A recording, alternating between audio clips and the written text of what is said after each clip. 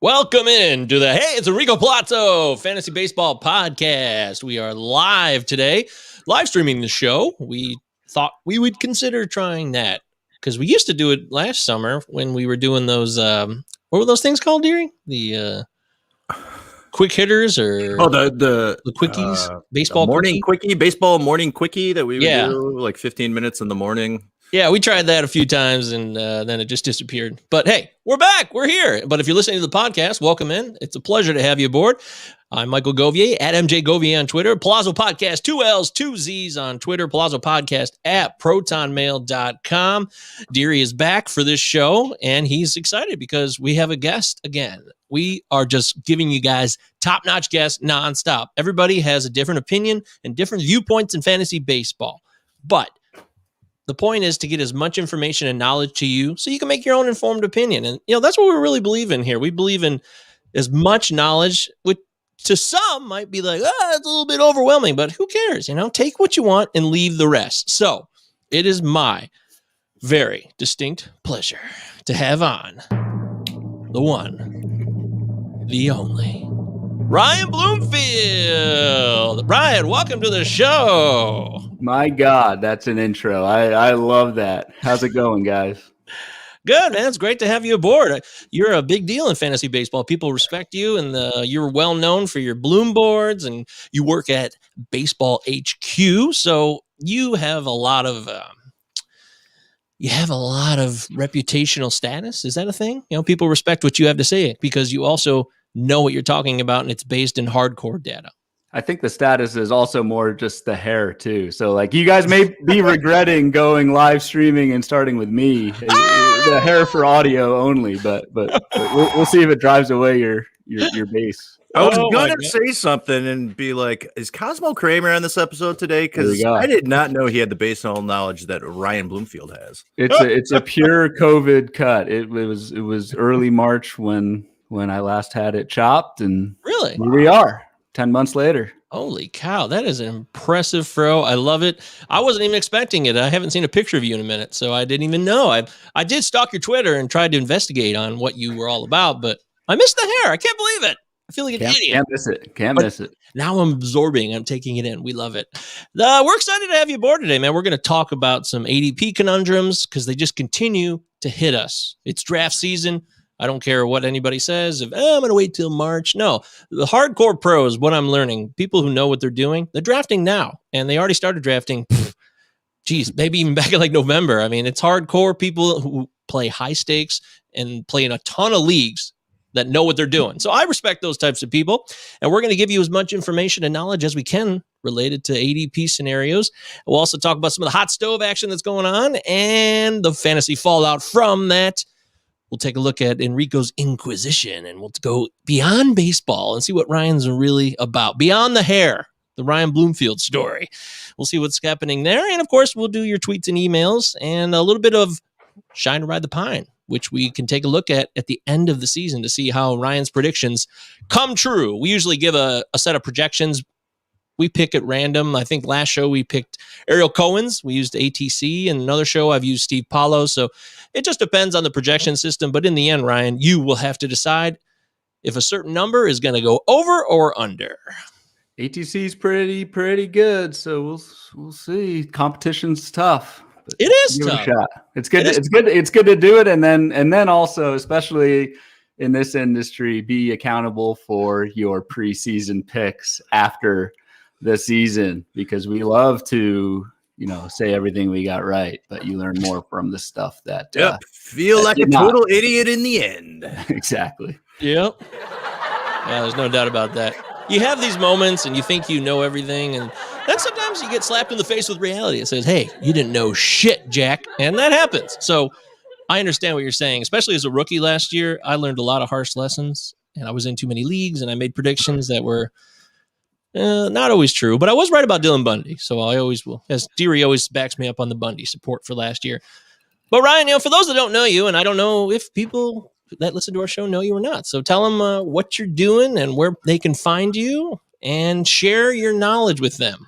For sure. I'll do the first part at least, and we'll take care of the second part throughout the episode. So I'm on Twitter at RyanBHQ. Feel free to give me a follow there. Try and interact with as many folks as possible, and really been putting out these Bloom boards, which I guess we'll talk about in a little bit. But if you just search hashtag Bloom boards, just some kind of cool filters and lists of players and things like that I like to throw out there and generate some discussion and fantasy players and that sort of thing. So that's where you can find me on Twitter. I try and put one of those out, try and put them out once a weekday, but sometimes life gets in the way. I can be found at Baseball HQ. I've been with HQ for almost 10 years now.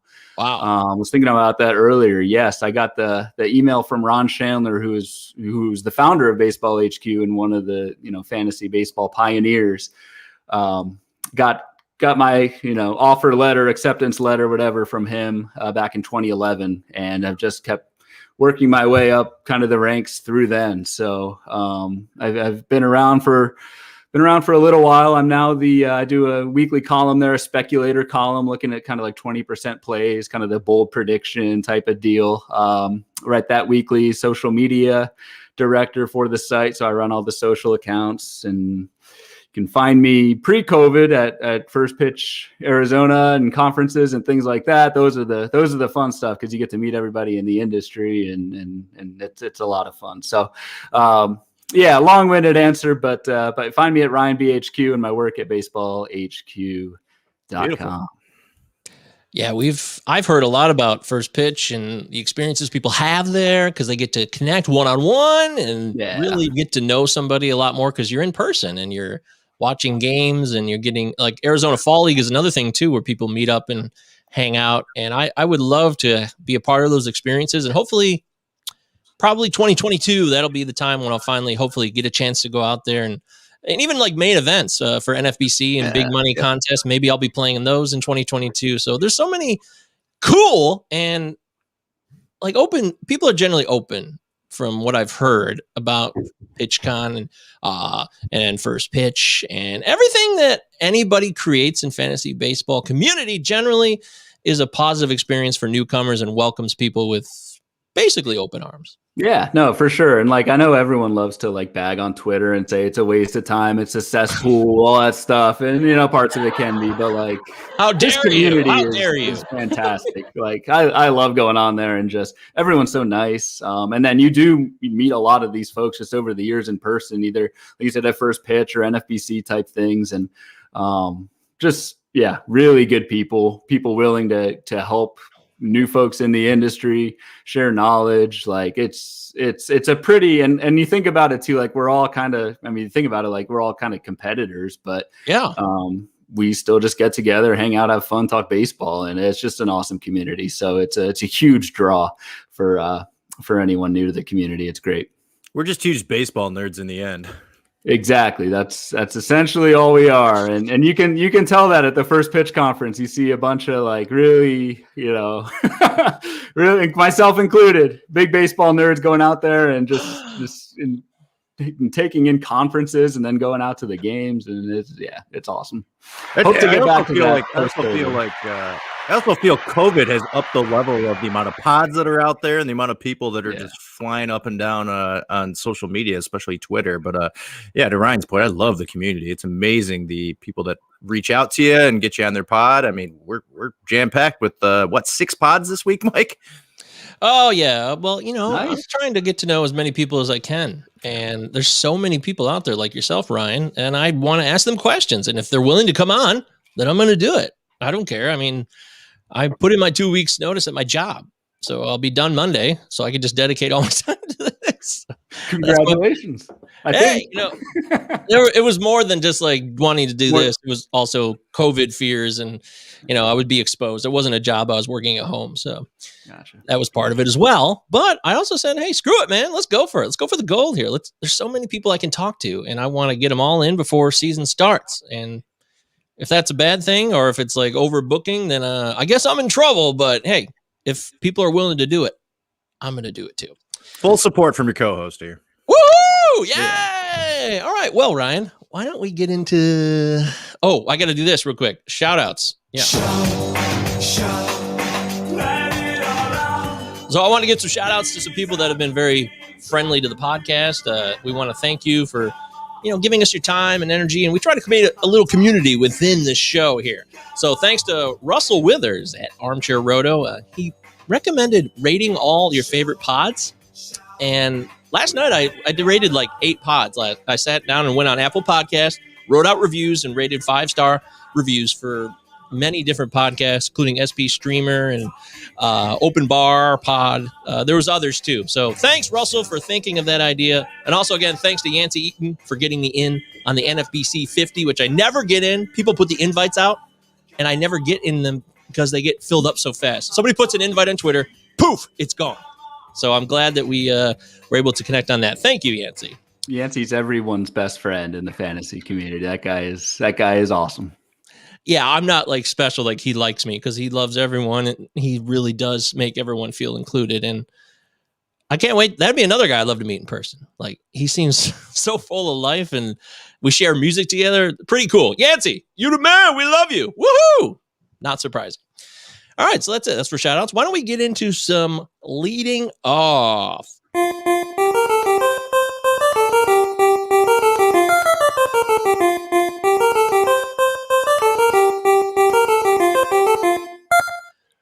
So in leading off, we usually talk about hot stove news transactions, and we try to look at them from a fantasy perspective. JT Realmuto re-signed officially with the Phillies. It's a long-term deal. He's going to be there till he's old and gray. And yeah, well, he'll be rich too. Yeah, he'll be like a Batman in The Dark Knight Rises. He's old and decrepit, but he's very rich, so that's a good thing. But he can't move or anything. It's very depressing until he gets that magical knee brace that he puts in his knee, and suddenly he can like jump from buildings, which I thought was a little weird. But this is not about The Dark Knight Rises. This is about JT Realmuto. Is there anything, Ryan, that we can add to the JT Realmuto signing from a fantasy perspective? I mean, not really. And honestly, that's the best possible thing for Realmuto, right? Like one of the things I always kind of fear with these pending free agents is they're going to go somewhere new and kind of have that adjustment year. Like there's been some research out there that shows a big name free agent goes to someone or a new team, even a new league, faces new pitching, new park, like new life, that sort of thing. And you can, there's often a kind of a downslide. So Realmuto staying where he's familiar, where he plays it pretty much every day, and that's the draw with him. In Philadelphia is about as is pretty much the gold standard outcome of what you wanted. So you're paying up for Realmuto 35 ADP as a catcher, but that's well worth it if you think he's going to keep on doing what he's been doing the last few years, given the scarcity at catcher, especially in 2 catcher leagues. Are you somebody that will jump on Realmuto in like the 3rd or 4th round of a 12-teamer or 15-teamer even? Do you want to have someone in that catcher position that you can count on, or do you believe that there's always potential deeper in a draft, like someone with a Danny Jansen or even an Omar Narvaez who had a crappy 2020, but I still believe in him in a sense. Yeah, I mean, so in TGFBI last year, I took Realmuto in the 4th and was just thrilled with it. I mean, it obviously worked out given the 266, 11 homers, and 4 steals from a catcher. So I am willing to take the early price on Realmuto, but he is like a unicorn, man, because I generally do not try and target catchers, even in like the mid rounds.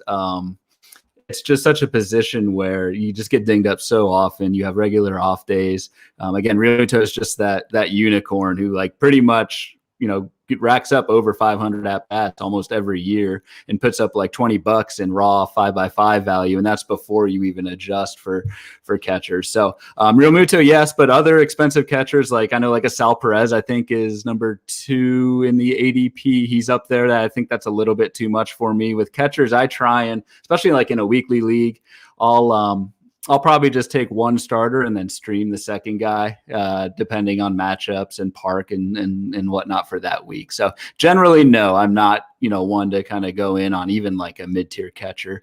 Realmuto is a little bit of an exception, though. Okay, wow.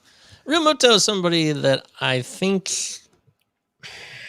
this could be controversial, but I think you could replicate some of his stats. If he steals bases still, if he's going to give you that speed, then you won't be able to replace that necessarily, unless you're going for Dalton Varsho, but then there's the fear of him starting in the minor leagues. This is the weird part of the January time frame because there's rumors. Hey, he might start in the minors. Might try to keep him down, keep him as part of the team contract a little bit longer. But then if Varsho does come up in like May and he steals you 20 bases in a full season, then that's a great benefit, and you don't have to take him where you're taking Real Muto. But again, that's the risk, and I don't know if I want to take that risk.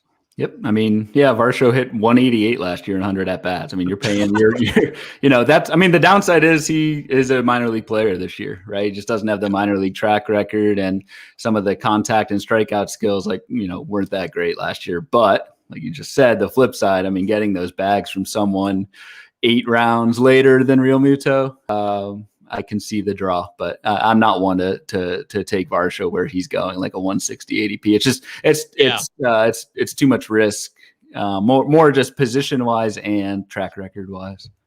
How do you see the lack of a minor league season last year affecting those types of players? Do you see that as a big concern? Because I talked to Michael Richards on our last show, and he actually thinks that the team sites where prospects got to play against each other from single A versus triple A type prospects might be an advantage for more inexperienced prospects. Yeah, it's really interesting. Because it's not like they didn't play. I mean, they spent the year at the alternate camp. We just don't have stats and data. So we're basically just going off of grainy YouTube videos or Pete Ryder reports, which you kind of have to take with a grain of salt, given the source is the team itself. Of course, they're going to kind of say, oh, this prospect looks great. But that is interesting that you mentioned that, because I mean, it's just a challenge in terms of lack of information. We really don't know how guys did last year, but it's not, I don't think it's wise to just kind of downgrade every prospect because they didn't play in games. They definitely got,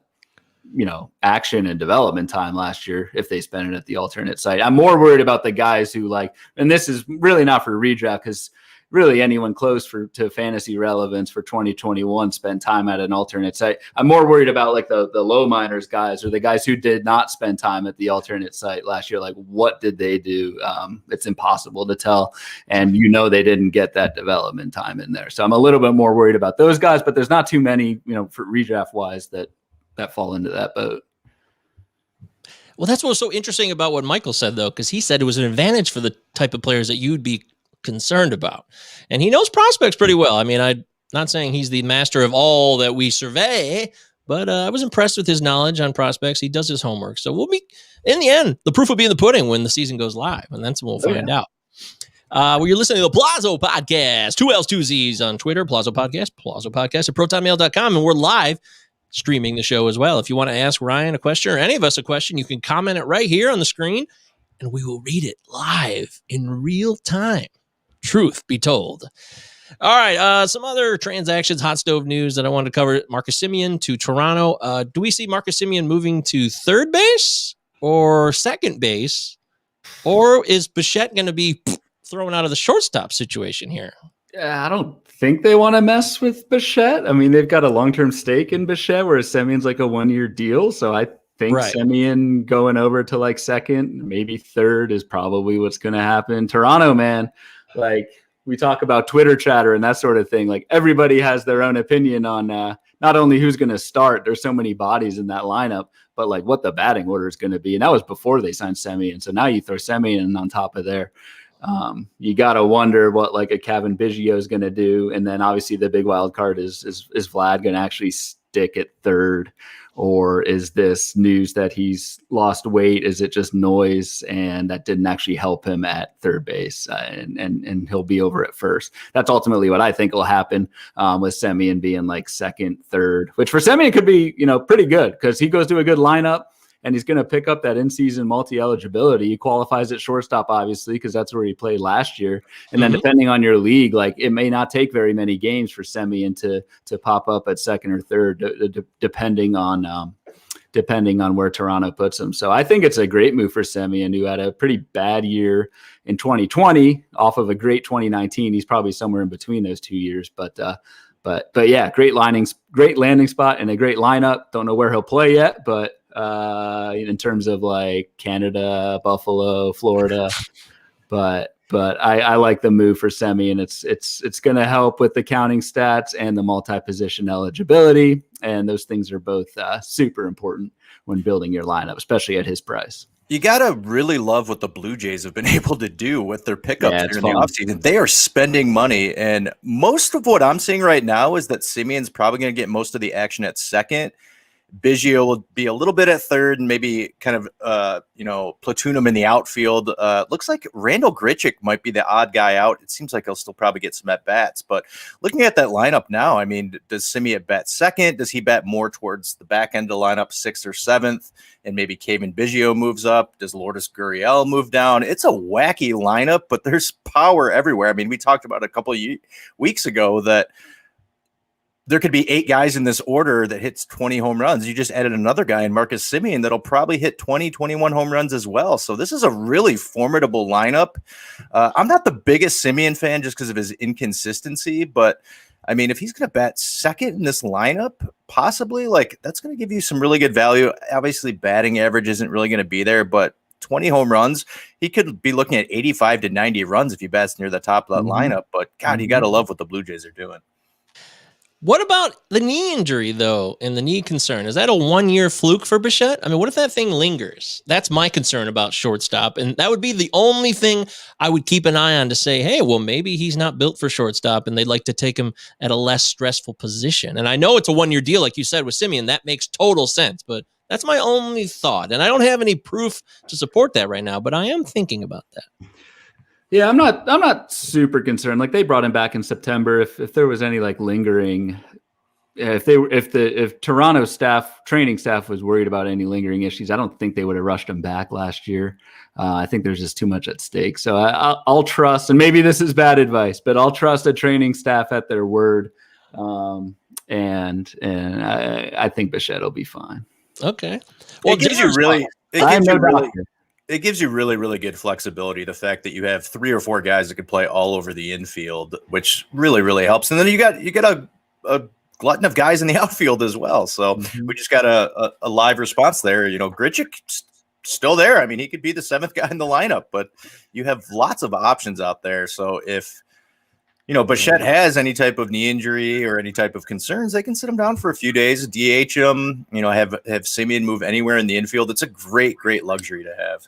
Yeah, another guy, so I saw the comment here, Grichuk odd man out, probably. Another guy, Rowdy Tellez, a lot of people like, kind of a late, kind of sleeper type guy who had a pretty good hit tool as a prospect. I like him. He's probably somebody too, especially if Vlad can't stick at third, who's probably starting the season in a reserve role. But who knows? Like, there are so many, and especially so many unknowns with the season, COVID wise, but just injuries happen too. Like, over time, these things will sort themselves out. Couple guys will get hurt, and draft the skills over the roles, and long term you'll be fine. Yeah, that's true. I know a lot of guys in the Draft Champions Battle of the Podcast Season 2 League talking about Tellez and hyping him up, and these guys are smart dudes. MLB moving averages, and Matty Davis and Matt Williams, and so on and so forth. And now Tellez is in a reserve role most likely for the moment, but injuries happen. And don't forget, when it comes to Semien, last year was a short season, so yep, I just cued it. This is our new siren. Every time somebody says last year was a short season or a short sample, we're going to play this siren because I'm just sick of fucking hearing it. I don't want to. Awesome. So instead of saying the caveat, just say, can you cue the siren, please? And I'll just press the button. Beautiful. Anyways. Let's see how many times it gets played today. Yeah. Oh boy. 6. Every show. It will. Yeah. Minimum 6. Dingerspot also says, by the way, thanks Dingerspot for joining in on the live stream here. We appreciate the comments. 3rd in AL MVP in 19. Let's go. He's referring to Marcus Semien. And if 2020 was a fluky bozo season, which it was, and he can go back to 2019, I'd love that. He's also on a good team. He didn't leave a bad team to go to a good team. So I also don't buy the fact that, hey, he's going to Toronto and this is going to be a game changer. I like Oakland's offense still. They didn't perform, but there's a lot of studs that I would draft in that lineup. So let's not play games, folks. All right, let's move away from that story. Real quick, Andrelton Simmons signs with Minnesota. I think the only takeaway here for me is what SB Streamer said in a chat that I was in with him yesterday, that the up-the-middle defense for Minnesota, this improves their pitching, and this might give a bump up to the Minnesota pitchers because you have Simmons and Buxton up the middle, and that's some good defense. Simeone, man, he's smart. He stole my thunder because that's what I was going to say. Like, it's a huge boon for the Minnesota pitch. Like fantasy wise, that's the biggest impact, I think. I mean, for Andrelton Simmons himself, like he'll play, but he'll in a decent lineup. But I'm assuming he'll probably hit 8th or 9th. So, and park factors aren't that extreme. And given like Simmons only hits 10, 15 homers a year, like even if he was in the best park that he could be, it's only going to be a couple more bombs. So like Simmons himself kind of is who he is. But yeah, the bigger takeaway is the Minnesota pitching staff, the Jose Barrios, the Michael Pineda, Maeda. Dobnak loves his ground balls. Yeah. And Barrios, I know, has that curveball slider that he throws. It gets like a 70% ground ball rate. If Andrelton Simmons turns that into a double play 3 or 4 times a year, like that's actually going to have an impact on Jose Barrios and then his ratios. So that's the takeaway I have is a nice little bump for Minnesota starting pitching because of the defensive upgrade. I mean, Simmons is a wizard at shortstop. He's super fun to watch. Really one of the like more underrated players that I love watching every year. I loved when he was on the Angels, watching him and Trout every night. It was just amazing. So glad he found footing in Minnesota, and love that bump for the pitching staff. I agree. I think that's exciting, but that's the extent of the analysis we need to do on that. Deary, I know you want to talk about Wilson Ramos signing with the Tigers. We're Tigers guys, Ryan. Like we said, we live in the Detroit area, so anytime we get some Tiger news related to fantasy, we'll cover it briefly. But is there anything you want to say, Deary, about this? Because otherwise, I don't really give a shit. I feel like it's a waste of $2 million, and I want to see Jake Rogers play more, and I'm disappointed in this. Yeah, I mean, as a Tigers fan, like that's kind of what I would say is, I mean, so maybe Ramos adds a couple wins, and you go from, I don't know, 60 wins to 62. Like, sorry to crap on your team, but as a fan, it's that bad. We're aware. Trash, total trash. Trust me. Yeah. I mean, the good thing for Ramos, like fantasy wise, and this is actually, so I was on with Matt Williams on Monday night, and we actually talked about a lot of Tigers. Like you think of guys who go to the Tigers, and it's it's the lineup, the team, whatever. But these guys are going to play every day. Like at least Wilson Ramos falls into an everyday job. Like it could have been worse. He could have been a strict platoon with somebody. So at least from that standpoint, I think we can bank on pretty regular playing time as far as catchers go with Ramos. But I don't see it like that. I mean, Grayson Griner and Jake Rogers, they got a bunch of catchers that they want to get some playing time to. And Ramos would have to prove that. And I don't think he's on the end of his career where he's going to be able to prove that. Yeah, but that's why it's a $2 million signing. Because I argued with this with Dave McDonald of Rotosaurus, and he was saying, he has the worst owner in sports. Cleveland probably has one of the worst owners in sports. They traded Lindor away for nothing. Well, not nothing, but not a great deal. Not much. And I was bitching about Chris Ilitch being one of the worst owners in sports because he's not his father and he's a tight ass. But the worst part about him is that he thinks he knows everything. And that's the worst kind of owner. I know what I'm doing when he doesn't have a clue and he's just a rich asshole in the end. And that's dangerous territory. So I also expect him to want every ounce from the $2 million that he gave to Ramos. So actually, you just talked me into it. Now you might be right. Shit.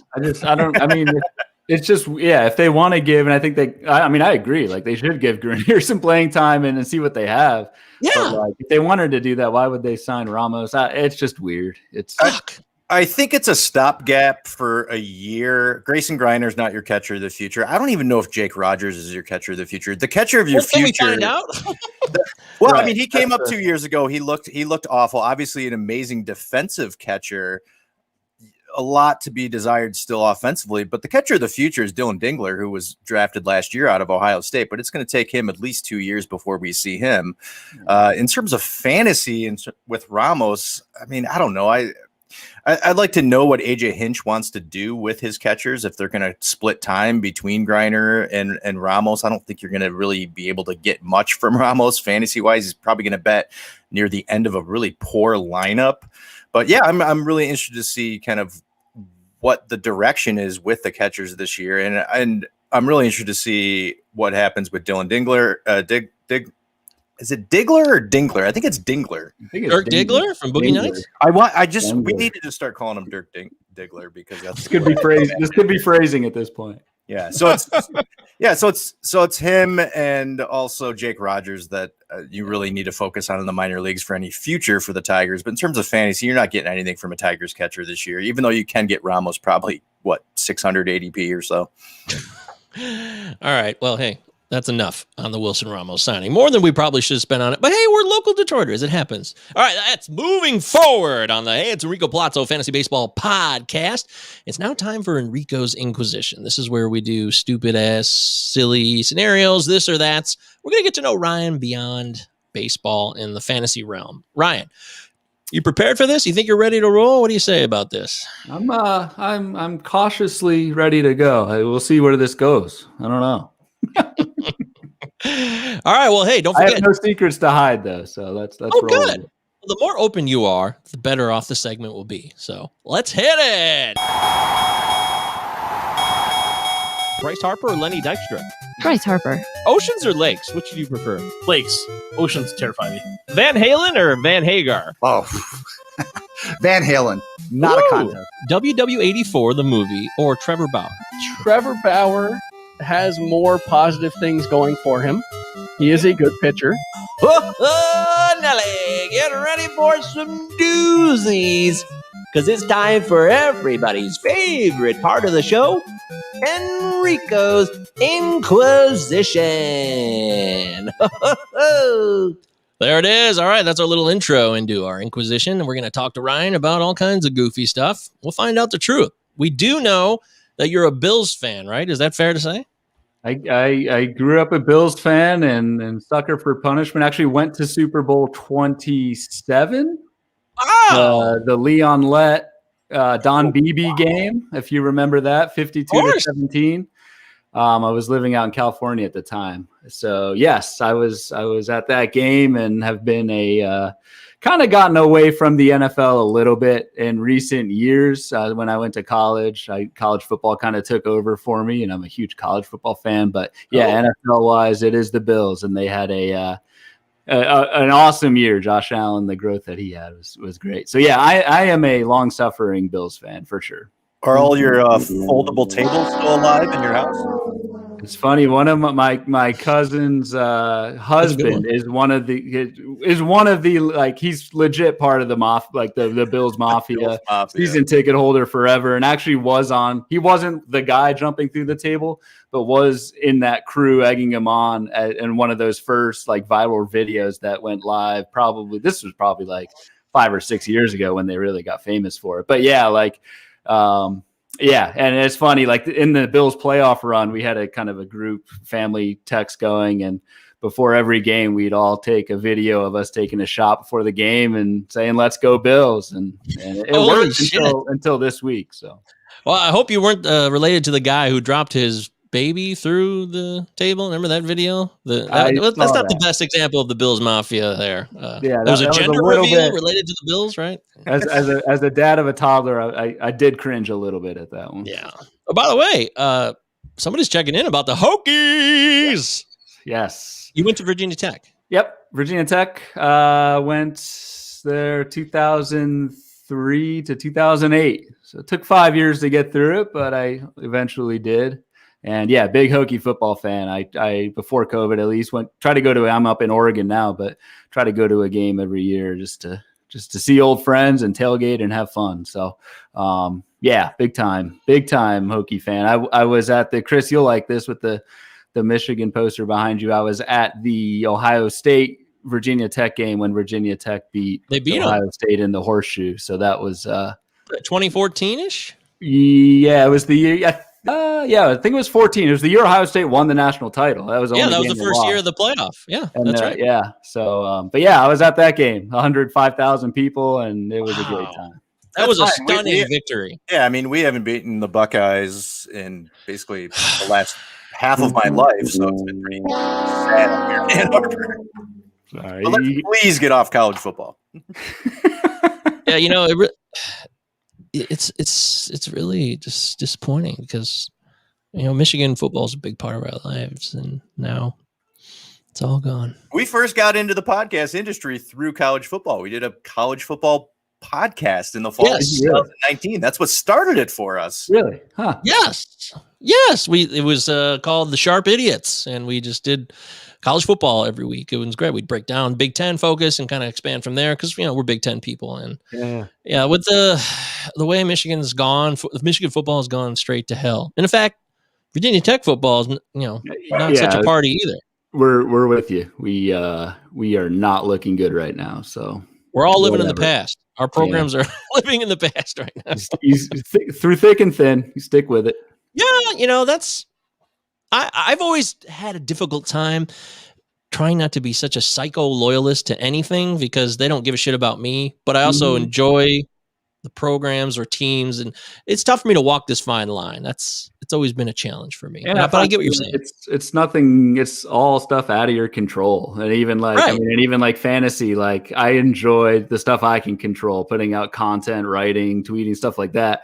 But then like you get to the point of like rooting for your team, even if it's just your fantasy team or Michigan or the Hokies, like. I don't know. Yeah, I used to be like fanatic about it, and I still am. But I do realize now it's just like this is a hobby, and it's out of my control. I'll do what I can and have fun with it. Yeah, we were fanatic. I was fanatical for a long time. I used to go to the media, like the signing. What was it like? Media days where the whole team was there at the big house, and you get everything signed. And I used to go every year to that, and eventually I was like, what am I doing? I'm 26 years old. I don't know. I changed a little bit at that point. Anyway, it's not about me. It's about you, Ryan. So let's get into it. Josh Allen or Jim Kelly? Oh, Jim Kelly, man. Jim Kelly. I've got an autographed Jim Kelly football. He's growing up. He's my legend. So he's, no debate. I don't have to think too hard about that one.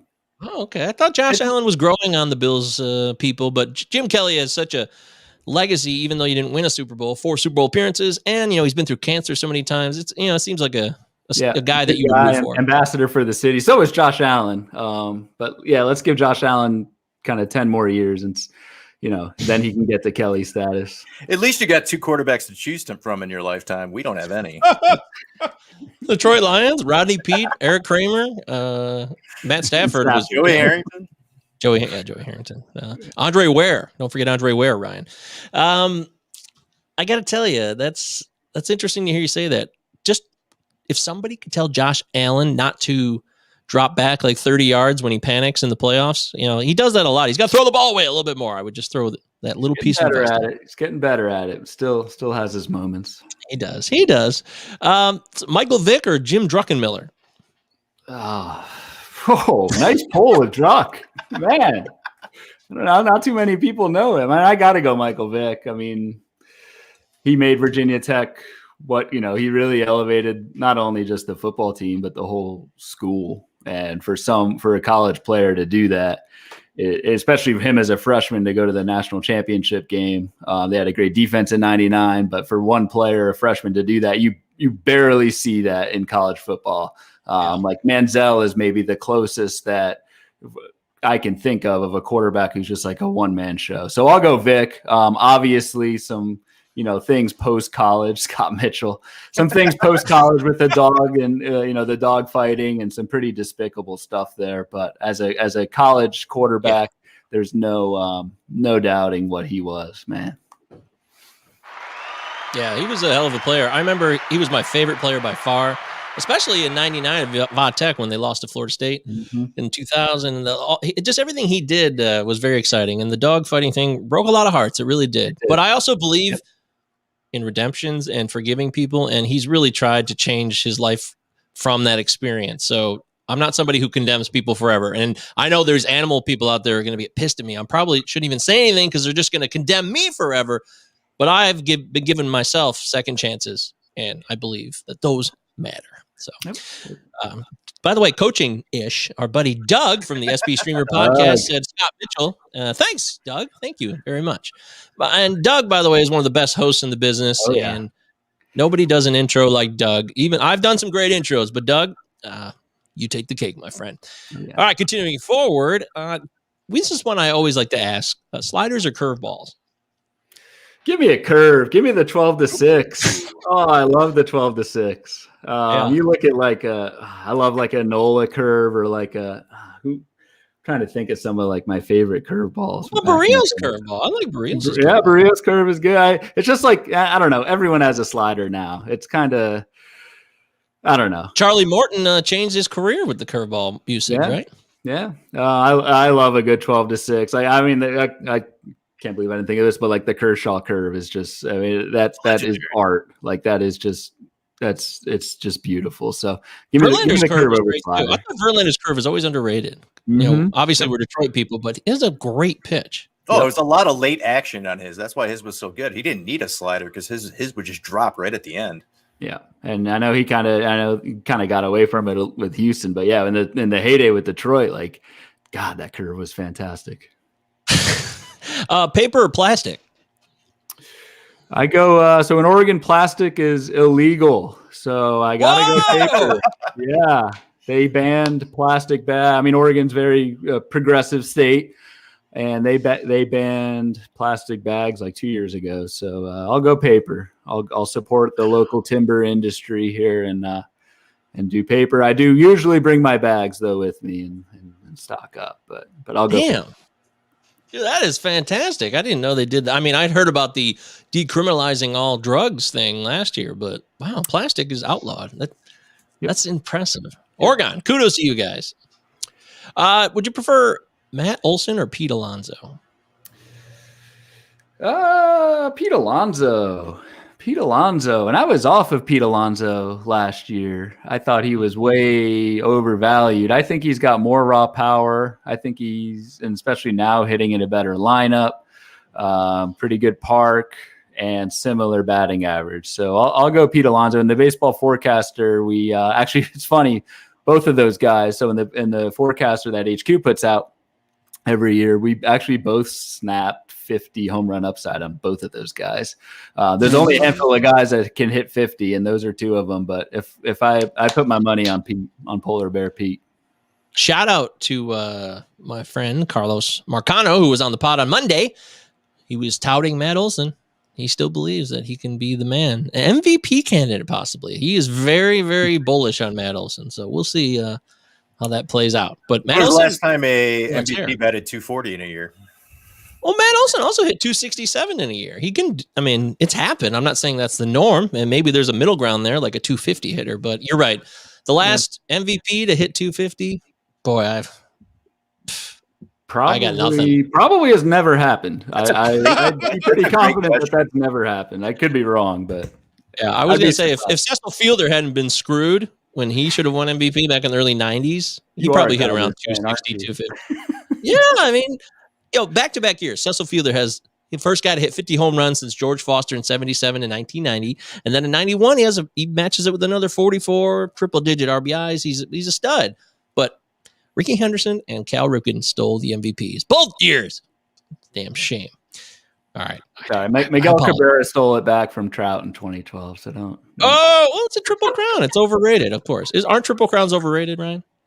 A little bit. They just happen too often, right? Yeah. I'm just giving you guys crap. Fair enough. No, we deserve that. And I respect you for that. How about this? Your 20s or your 30s? I'm only halfway through my 30s. And so far I'll go 20s. I'll go the good old days. The good old days. I'll go the good old days. Someone had a successful 20s then, Ryan. pretty successful 20s. Moved all over the country, North Carolina, Ohio, Arizona, and then Oregon, and then got married. Actually got married at 30, so I probably should say 30s, shouldn't I? You don't have. You can say whatever you truly feel. That's okay. 20s were fun. 30s, I'm feeling it. I'm getting old. Yeah. All right. If you had a good time, you had a good time. Screw it. Yeah. Barry Sanders or Thurman Thomas? Oh, I'll go Barry. I have to. Well. I'll go Barry. I mean, so fun to watch. So fun to watch. Though Thurman Thomas is one of the more underrated running backs of all time. No one is like Barry Sanders. I've never seen anything like him, and I doubt we'll see anything like him again. So I'll go Sanders. I'll remove my Bills bias and go with Barry. Can you imagine being at OK State in the late 80s as a student? You get Yep. back-to-back Thurman Thomas followed by Barry Sanders. That's just ridiculous. Mind-blowing. Yeah. Absurd. Yep. Very Especially rare Oklahoma moment. State. I mean, nothing against Oklahoma State, but it's not exactly, especially back then, not like a football power. It's not a Ohio State, Michigan, Penn State kind of a deal. For that school, for that program to have get two Hall of Famers back-to-back years. I don't think they have any other Hall of Famers within that college. They overachieved. Good for them. Do you prefer the toilet paper to come out from the bottom or over the top? Over the top. Great movie. Over the top. Sly Stallone. Love that movie. I didn't know that was a quick answer. Are you pretty hardcore on this? Yeah, I'm pretty hardcore. I'll flip it if I see it otherwise. So. I don't have a preference. That's why we ask these questions. That's a couple more. We'll wrap this up. Barrel rate or hard hit rate? Do you think one is more important than the other? Barrel rate, for sure. Barrel rate because it's much more correlated to raw power. It's a better raw power indicator, and it incorporates your trajectory. So, like maybe one of the guys we'll talk about later, like Eric Hosmer's always had a pretty good hard hit rate, but 60% of the time on the ground, and that really doesn't do you any good. So I'll go barrel rate. There's been some really good studies on barrel rate as a metric and how it correlates to homers, and it's predictive. That's a pretty core metric I use for evaluating power. Wow. Okay. I'm always fascinated where people come out on those. Very cool. How about this? Zach Morris or AC Slater? Saved by the Bell. Who you got? I mean, I wasn't a big Saved by the Bell. I just watched Sports Center like all in my formative years. But I'll go AC. I like show off the guns, show off the arms. I'll go with him. Zach Morris is trash. That was the right answer. Very, very good. Okay, finally, for love or money? Which one? Mm-hmm. We'll go with love, man. If you're not happy, then whatever. Then life sucks. So we'll go with love. Be happy, have fun, and do what you love. Love who you love, and that's my advice. My life advice, I guess. Beautiful. That is how you close out Enrico's Inquisition. Very impressive. Thank you, Ryan, for being a good sport. That was fun. Don't forget, the Plazo Podcast is part of the Roto Fanatic Podcast Network. We have the Data Monster. That's right. The Data Monster is available for your perusal. We got historical data so you can compare all the way back to 2015 and also look at prospects and compare projected outcomes for prospects. It's pretty cool stuff. Paul Mamino at P Mamino Fantasy on Twitter is one of the brains really behind this thing. And we're really proud of it. So check it out. Rotofanatic.com. Good things are happening. Ryan, have you checked it out yet? I have. I've actually been on the Data Monster, and Paul does some great work. So I definitely like to check out some of the stuff Roto Fanatic's been doing, especially like the park factors were fantastic last year. And then, you dive into some of that Data Monster. It's a really cool start. It's a really good tool. And I love diving into numbers and doing that. And you'll see that with like the Bloom boards and stuff like that. But yeah, the kind of the stuff and the splits you can pull and things like that. It's an excellent tool. I'm really excited to see like how it grows and where you all take it. So shout out to Paul on that for sure. Also, shout out to Crosby Spencer. He did the park factors last year. Very intelligent dude. And he's got more in store. He's going to be coming on the show soon because he's going to have his projections done and his expected stats. It's going to be really interesting stuff. And I'm really looking forward to that. All right. Let's get to the fantasy segment of the show now. Fantasy breakdown. We're going to do a little bit of ADP analysis. What do you say? I say, okay.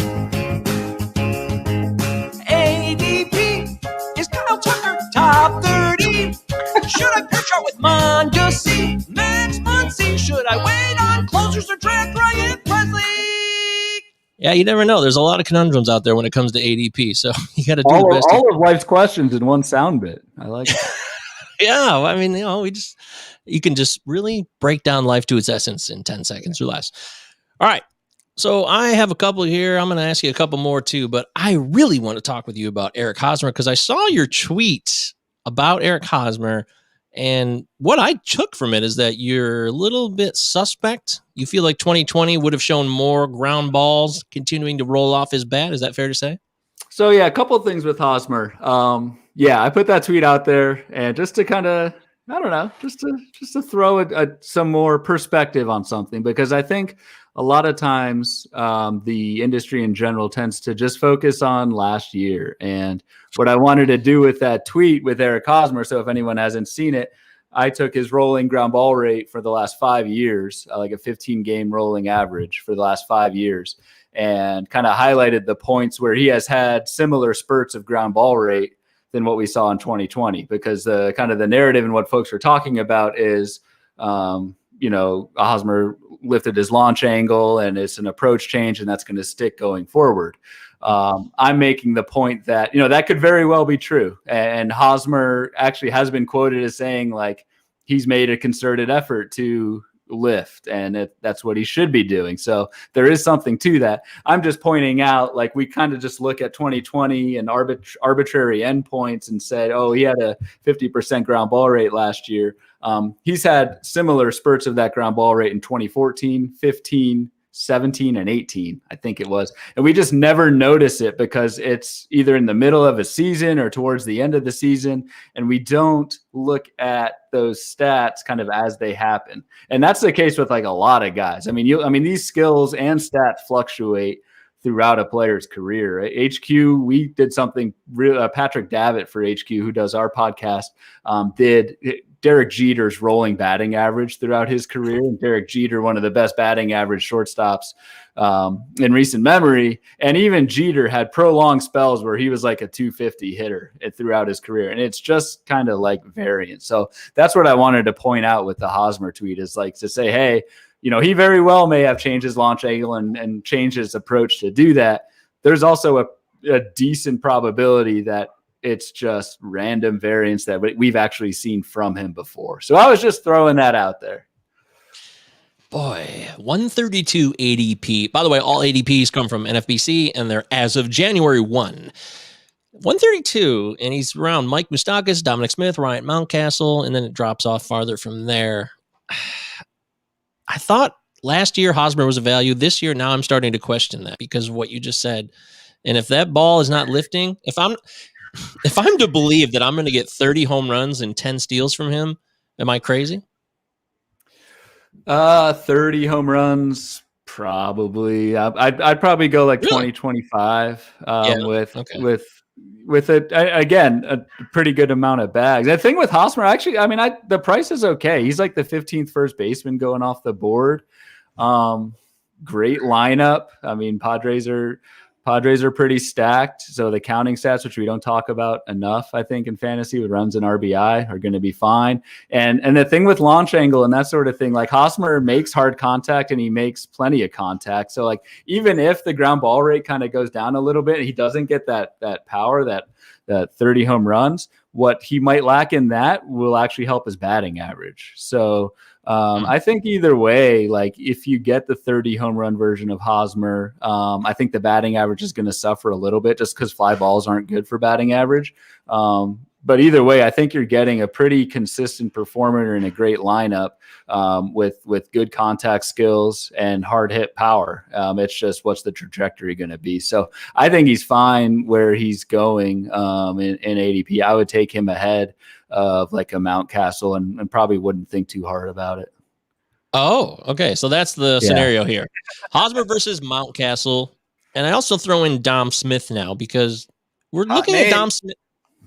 Go ahead. Hot name. Dom Smith, hot name right now. Yeah, that's what I'm saying. But if you're talking about sample sizes, and Dom Smith had a great little 2020 run there, but Hosmer has shown that he can produce in full seasons.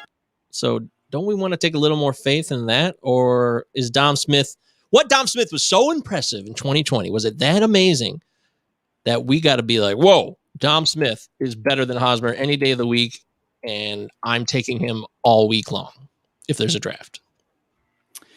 It's tricky. And the cop out answer is like they're two different guys. I think Dom Smith. Yeah, they really in terms of just, even like production and like the type of profile. Like Dom Smith, weird case. Like we were really high on him as a prospect, and he never really got a chance, to play really that often with the Mets, and people thought he'd be blocked behind Alonso and that sort of thing. And so he kind of flipped that narrative and really broke out with a pretty skill supported 2020. And to try and avoid the siren here, like, yeah, it was only so long of a season. So if you're high on Dom Smith, you're going to say he's always been this good.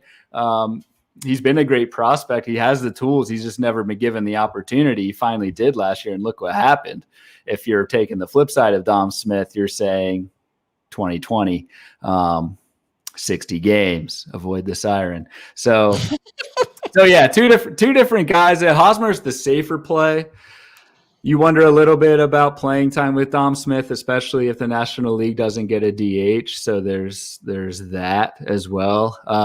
Exactly. You're fine taking either one, honestly. But Mountcastle's shit. There's no way to avoid this. Mountcastle's 2020 was even a tiny side. It was even tinier. Yeah. It was. So Dom Smith at least showed more of a range in 2020 than what Mountcastle did. I think Smith is a safer play than Mountcastle, although I do like Mountcastle in dynasty leagues long term. But that's a different story. Yeah, I would say like Hosmer, Smith are about tied, and depending on how risky you want to get, depending how did you take risky guys early in the draft? You need to stabilize that with a Hosmer, or did you go super safe early and then you start going upside with Dom Smith? But yeah, both of those guys I would grab over Mountcastle. Agree. Like I think Mountcastle is more of a long-term play. It's hard to see what he'll do in 21, but I like Smith and Hosmer over him. There it is. Thank you. Speaking of people with upside, the next guy is Dylan Moore. Dylan Moore is probably one of the most divisive names right now in fantasy because he offered so much potential of excitement, speed, power combo, everything you want. He's an infielder too. He does have outfield eligibility, but he's got, depending on your league, shortstop, second base. He played around the diamond a bit. Kind of came out of nowhere to some people. If you dig deeper and you're a dynasty and a prospects guy, you're probably aware of who he was, but he wasn't a super highly touted prospect either, as far as I know.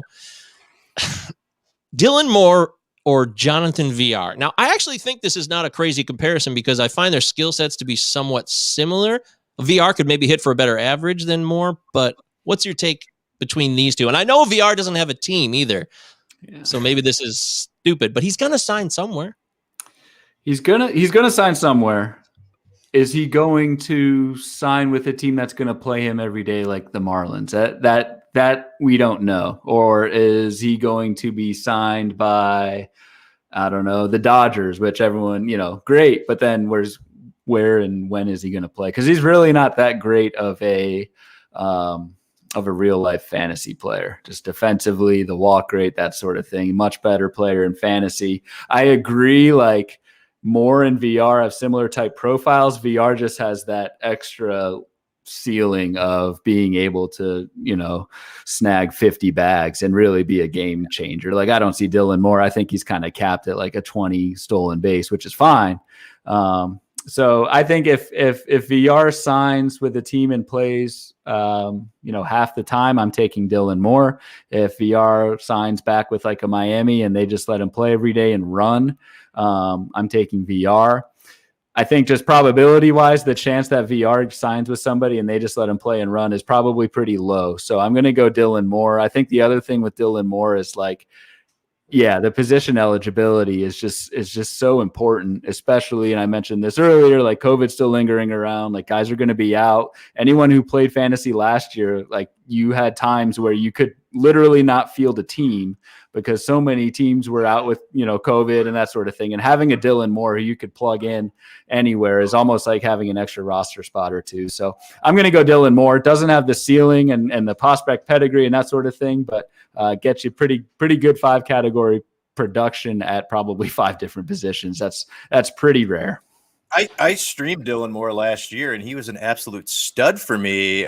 He's one of the guys that I think you got to take warning on in 2021, just because, low average, medium power. In 2019, batted 206 in 113 games. Obviously, he had a really nice 6-week stretch last year. Not the best hard hit rate, had a massive barrel jump last year, and he really crushed the fastball last year, but he didn't really do that in 19. But I'm a little worrisome about him. I mean, I think he's going as high as he can right now because of those stolen bases. Can he get 20 to 25? I think that's doable if he can play all around the diamond, like Ryan said. But if you're looking for steals, there's guys like Tommy Pham and Victor Robles, going 40 spots after him. So, but to play my own devil's advocate, like Ryan said, he can play all over the diamond, which might help. And I think that ADP right now, I think it's a little high, but I think it might be okay if you can play him all over the place. And if he can somehow bat over like 240, if he can bat at 250, 260 at the top of the lineup, for the Mariners, 25, maybe 30 bags could really, really help, because steals are tough to get in fantasy, and everyone knows that. And if, whether you're playing him at second base or in the outfield, he can definitely help you. But I would say take warning on Dylan Moore, because there's just not a massive sample size either. It is a good point, Chris, on the price. Like he's pretty fully priced at just outside the top 100. So you're definitely paying a premium for Dylan Moore. Would you rather want Dylan Moore or Tommy Edman about 20 spots later? I'll go Dylan Moore. Yeah, I think go ahead. Edman's similar just because he has second base, third base, shortstop, and outfield eligibility as well. Yeah, that's a good comp. I mean, the other thing with Moore too is like Seattle's gonna the team context is the same as it was last year, so they're gonna let him run like they did last year. And frankly, like Seattle doesn't have much competition. Like Dylan Moore's going to have plenty of leash. It's not like if he's not producing, Seattle's going to, send him down or whatever. What do they have to lose? They want to see what they have with Moore. So I think the leash is there, and I think he'll run, but yeah. Friend of the show, Mikey Agetto over at Pitcherless and Lookout Landing, which is a Mariners focused SB Nation. Yes. And Mikey wrote an article about Dylan Moore that is now available on Lookout Landing. Go to lookoutlanding.com or go to his Twitter page and follow him. His Twitter handle always screws me up, at DYSTHY Mikey. That's his Twitter handle. I still don't know how to pronounce that one. Anywho, this is an article in support of Dylan Moore. So just some things to look at real quickly. He performed, according to Mikey, like Wilson Contreras, the catcher for the Cubs, by xWOBA, and by barrel percentage and hard hit percentage, he hit like Eugenio Suarez and Franmil Reyes. So those are interesting comps. Depending on, both those to me are different. Suarez and Reyes a little bit, but if you get the best of those, then you love what you see here. I don't want to spend the rest of the show on Dylan Moore, but it seems like second base as well is home to a lot of fascinating and controversial opinions with Ozzie Albies, Kevin Biggio, and more. So second base seems to be like the most intensely debated position of 2021 early draft season. Moore either becomes a top 75 player or he's fishing down over in the 300s. So someone's going to be right and very happy, or someone's going to be very wrong and upset. Yeah, I feel like that middle of the road option is like he's either going one way or the other. I think I agree with that. Okay, fair enough. I'd like to do one more. I'd like to talk pitchers, and I know that you've brought this guy up before because I listened to the Turn 2 pod that you did with Matt, and I check out your Twitter. I follow you, and I bookmark your tweets because that's a great way, by the way. If you want to go back to something later, bookmark a tweet. It's a fantastic way to go back and check the work on someone's tweet that is very impressive, like Ryan Bloomfield. I thought of Bloomfield, Colorado for a minute. Shit, I'm sorry. Ryan Bloomfield. Almost moved there once. Did you really? Yeah. I went on a date there once with this girl, and we had a great time. We went bowling, and she said that if you touched her, she would have an orgasm. And I was like, "What? No!" I remember you telling me this story. You poke her, and she was like one of these unique people. You would just poke her, and she would have an orgasm. It was very, very strange, but it was true. It was really bizarre. Anyways, that's what's going on in Bloomfield, Colorado in 2011. Kind of glad I didn't take that job then. You would have run into her. Well, she was great. She was a very sweet girl. I hope she's doing well.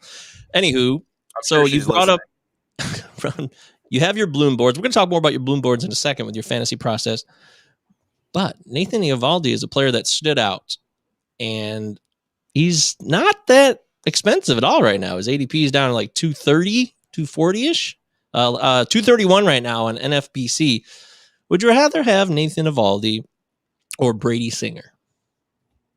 I'll go Evaldi. I'll go Evaldi pretty handily. I and especially like where they're both going in drafts, I try and target someone with the ceiling. And Singer, that kind of sounds weird because Evaldi's like a 10-year veteran and Singer is a prospect. And then to say Evaldi has a higher ceiling is kind of weird. But what Evaldi did last year and how he got on this bloom board was that he was one of four starting pitchers with a 20%, I think it was 20% swinging strike rate. No, sorry. It was a double-digit swinging strike rate on 4 different pitches. Oh, 4? Oh, okay. Yeah. So he's got 4 different pitches that had a double-digit swinging strike rate, which is really good. He was one of 4 pitchers to do that. The other 3 were Shane Bieber, Max Scherzer, and Blake Snell, all going in the top 50, and Evaldi's going 250. So that's pretty good company to be in. Evaldi kind of switched up his pitch mix last year and threw more cutters. I think that sticks around. I think that's a tangible change that can stick in 2021. And Boston's going to let him go. I mean, the rub with Evaldi, as always, has been health. Like, there's some major volume risk with Evaldi. But again, at that stage of the draft, I'm not really worrying about like stable starting pitching. I'm more just chasing that upside. And if Evaldi kind of sticks with that new pitch mix, continues to miss bats with an array of different pitches, he's going to do really well. And Boston's going to let him go because, again, as we were talking with like Seattle, I mean, what does Boston have to lose? They're going to let him pitch and let him go as long as they can. So I'm really high on Evaldi. I'm surprised his price is this low in early drafts. We'll see if that changes or not. Beautiful. The only reason I compared him to Singer is because Evaldi's always hurt. You can never get a full season out of him, and you're not going to get a full season out of Singer either. I'm sure he'll be limited. And I actually see them as a similar comparison there, but that would be the only part I'm comparing them to. Their ADP and their limitations in innings pitched. But after that, what you've shown on your bloom boards really does put him in super elite company. And if he can continue to do that in 2021, let's party. I love Brady Singer, though. I think he's a bulldog on the mound. He has something that you can't necessarily account for with his intensity. He's a real competitor, and that's part of his scouting profile outside of the analytics. But he also doesn't have a full pitch mix like Eovaldi can offer, right? I think Singer's. Go ahead. I was just going to say, like, he's not it just against major league hitters. The development hasn't been there. Like, he showed great signs. Like, I love a lot of the things that we saw from him last year. The forecaster, we put an upside of 3.50 ERA on him. So, I like Singer quite a bit, but it's more just me having a man crush on Evaldi.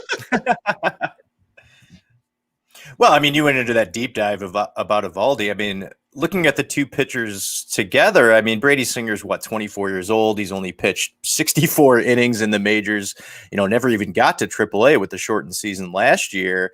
I think Brady Singer in 2 years has the opportunity to be a top 20 pitcher.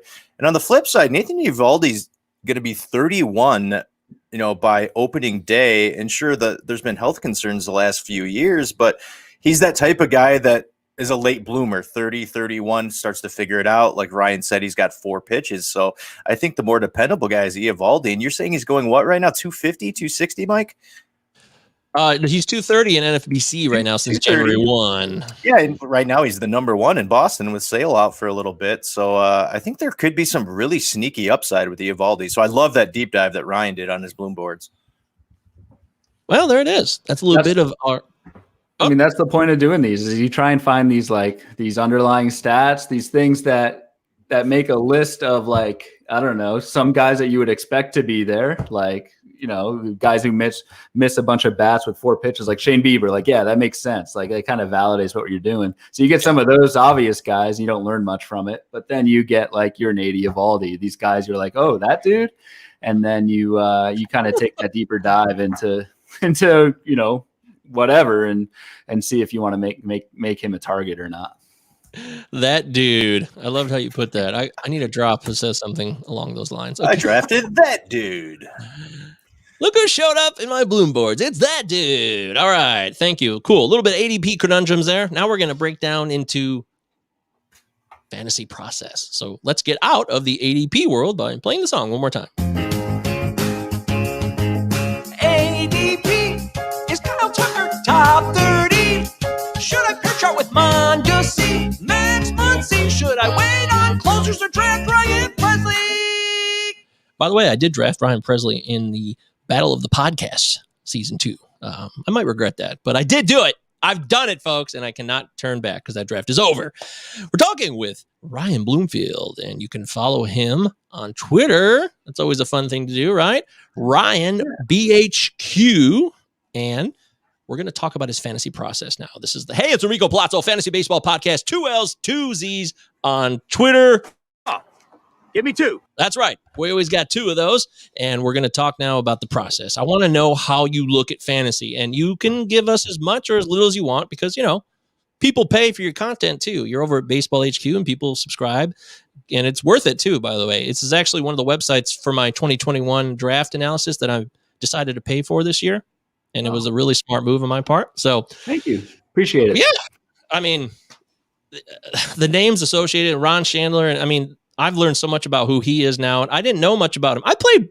Me and Derry have been playing fantasy baseball for 20 years, but I didn't really know who Ron Chandler was coming into this industry. And I'm just going to be honest about that. I'm never going to lie about who I am, and I don't know everything. So now I know.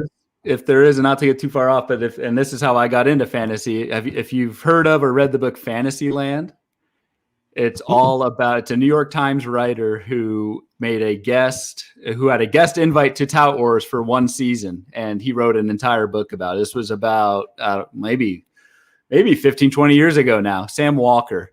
So there's a book and there's a documentary called Fantasyland. And Chandler is like the main character in the book and documentary. And it's fantastic. So beautiful. I'm going to check that out for sure. I just wrote it down. Thank you. See, again, this is why we do the show. Get to learn. I mean, I'm selfishly serving myself. I want to learn too. Okay. I'm like everybody else. What can I say? All right. First thing you do, Ryan, when a new season of drafting starts, what's the first thing that you do? Is there one thing really that you do, or is it really just a multitude of things at once? It's a few things. So the first thing I'll do is I'm not a huge projections guy. So I'll take some projections of a few sources that I really trust. HQ obviously is one of them. I'm a little bit biased, but I really like our projection process. And I basically say that there are people smarter than me developing projection systems. So I'll take that and use that as my base. And then really what I do is kind of go player by player and focus on like what I call the soft stuff, team context, injury context. Like was someone's homer to fly ball rate way down last year because they were playing hurt? And that is something that like a projection system might not account for. And I basically try and build like and you've had Dave McDonald on, and I love how he puts this. I basically try and come up with reasons not to draft people. Because I think fantasy baseball and picking the right players is so important, and it's so important to avoid landmines. So my goal is to try and kind of pick holes in every player and use the projections that other smart people have and have developed as my base, but then try and pick holes in that. And the guys where I can poke the fewest holes in are the guys that I'm really trying to target, at least until like the early mid parts of the draft. Once you get late in draft, like there's holes with everybody. So you're kind of trying to speculate on upside, and I could kind of lean on that a little bit more, or talked about that before, but that's my general process, is to like find flaws in people, which is kind of like sadistic and messed up, but it's worked. I just try and avoid landmines, and that's my process. I think that's a better strategy than talking yourself into a guy that you're massively going to regret. I think that's what most people in the industry do. So that's a great strategy, Ryan.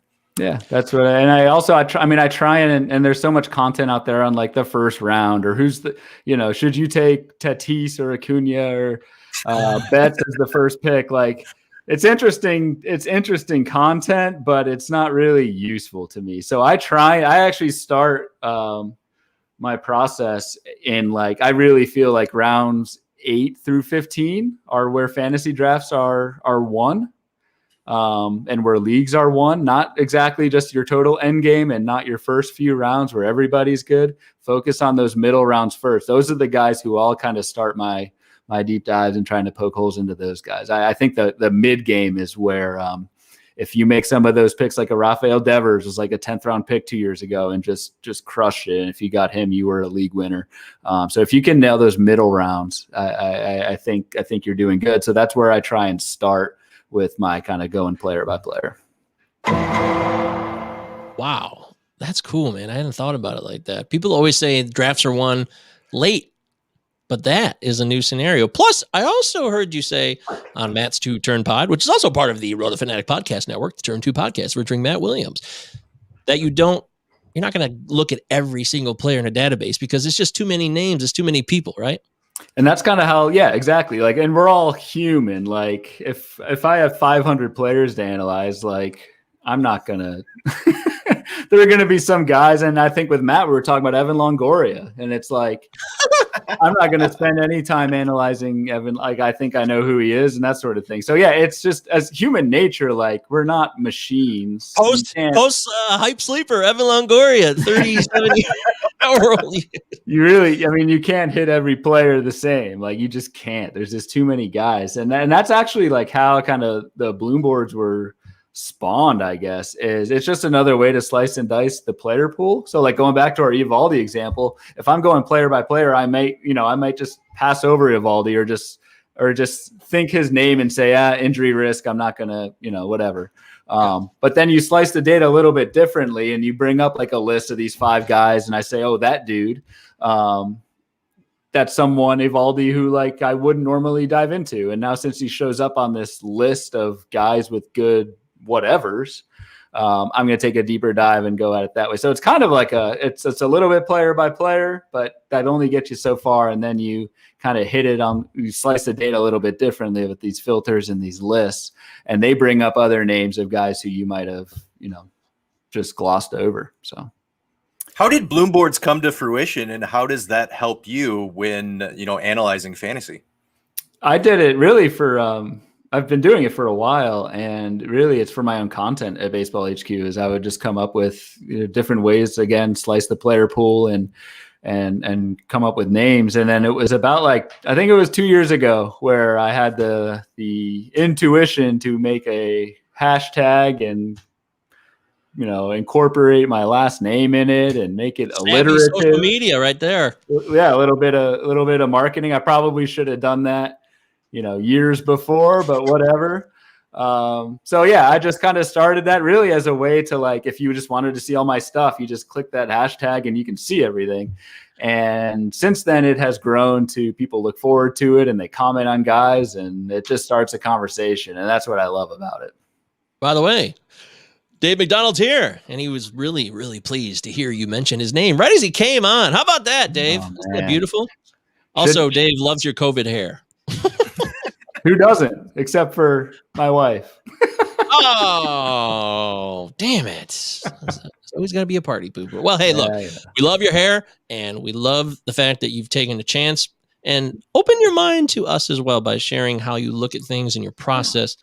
Bloom boards could not exist today. You could have decided to say, I'm just going to keep everything to myself.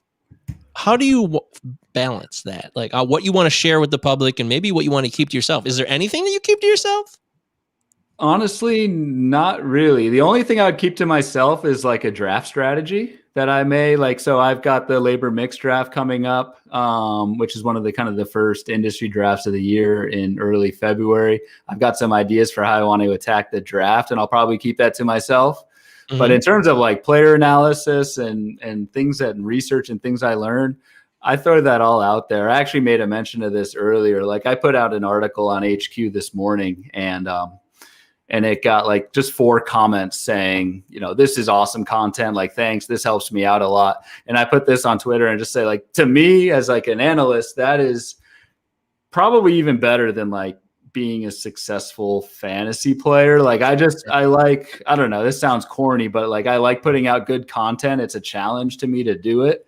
Mhm. And I like when people enjoy it and use it to help them. So like I get as much enjoyment out of that as I do, competing in fantasy baseball. I'm not the best player out there. Like, yeah, I've won leagues, but I've also finished last in leagues before. Like it happens. And again, we were talking about this earlier, like stuff out of your control. Like I try not to root for my teams all that much. I just try and control what I can control, put the content out there, and with the community the way it is, I don't really hide. Like I just like putting it out there and engaging with folks. So that's my spiel. Beautiful. You're just getting going here, man. You're just heating up. I like it. I love the passion, and I appreciate the honesty too. That's the most important thing. Dave also says, Josh, with a question mark? Not really sure where that came from. Anyways, what if you want to be in Tout Wars or labor and you're an analyst? How does one get into that situation? Does it take years of expertise and like networking, or can you have like a breakthrough season where like you were right about everything and then people want you on board? What's the magical secret sauce? Are you aware of any secret sauce? For me, it took, like I said, I've been with HQ for 10 years, and this will be my third year in labor and Tout Wars. I was lucky enough to get the invite the same year, starting the 2019 season, into both leagues. And there's no quick way to get there. Like it is networking, it is meeting folks. And again, not to like plug conferences, but like meeting people in person and networking and doing that.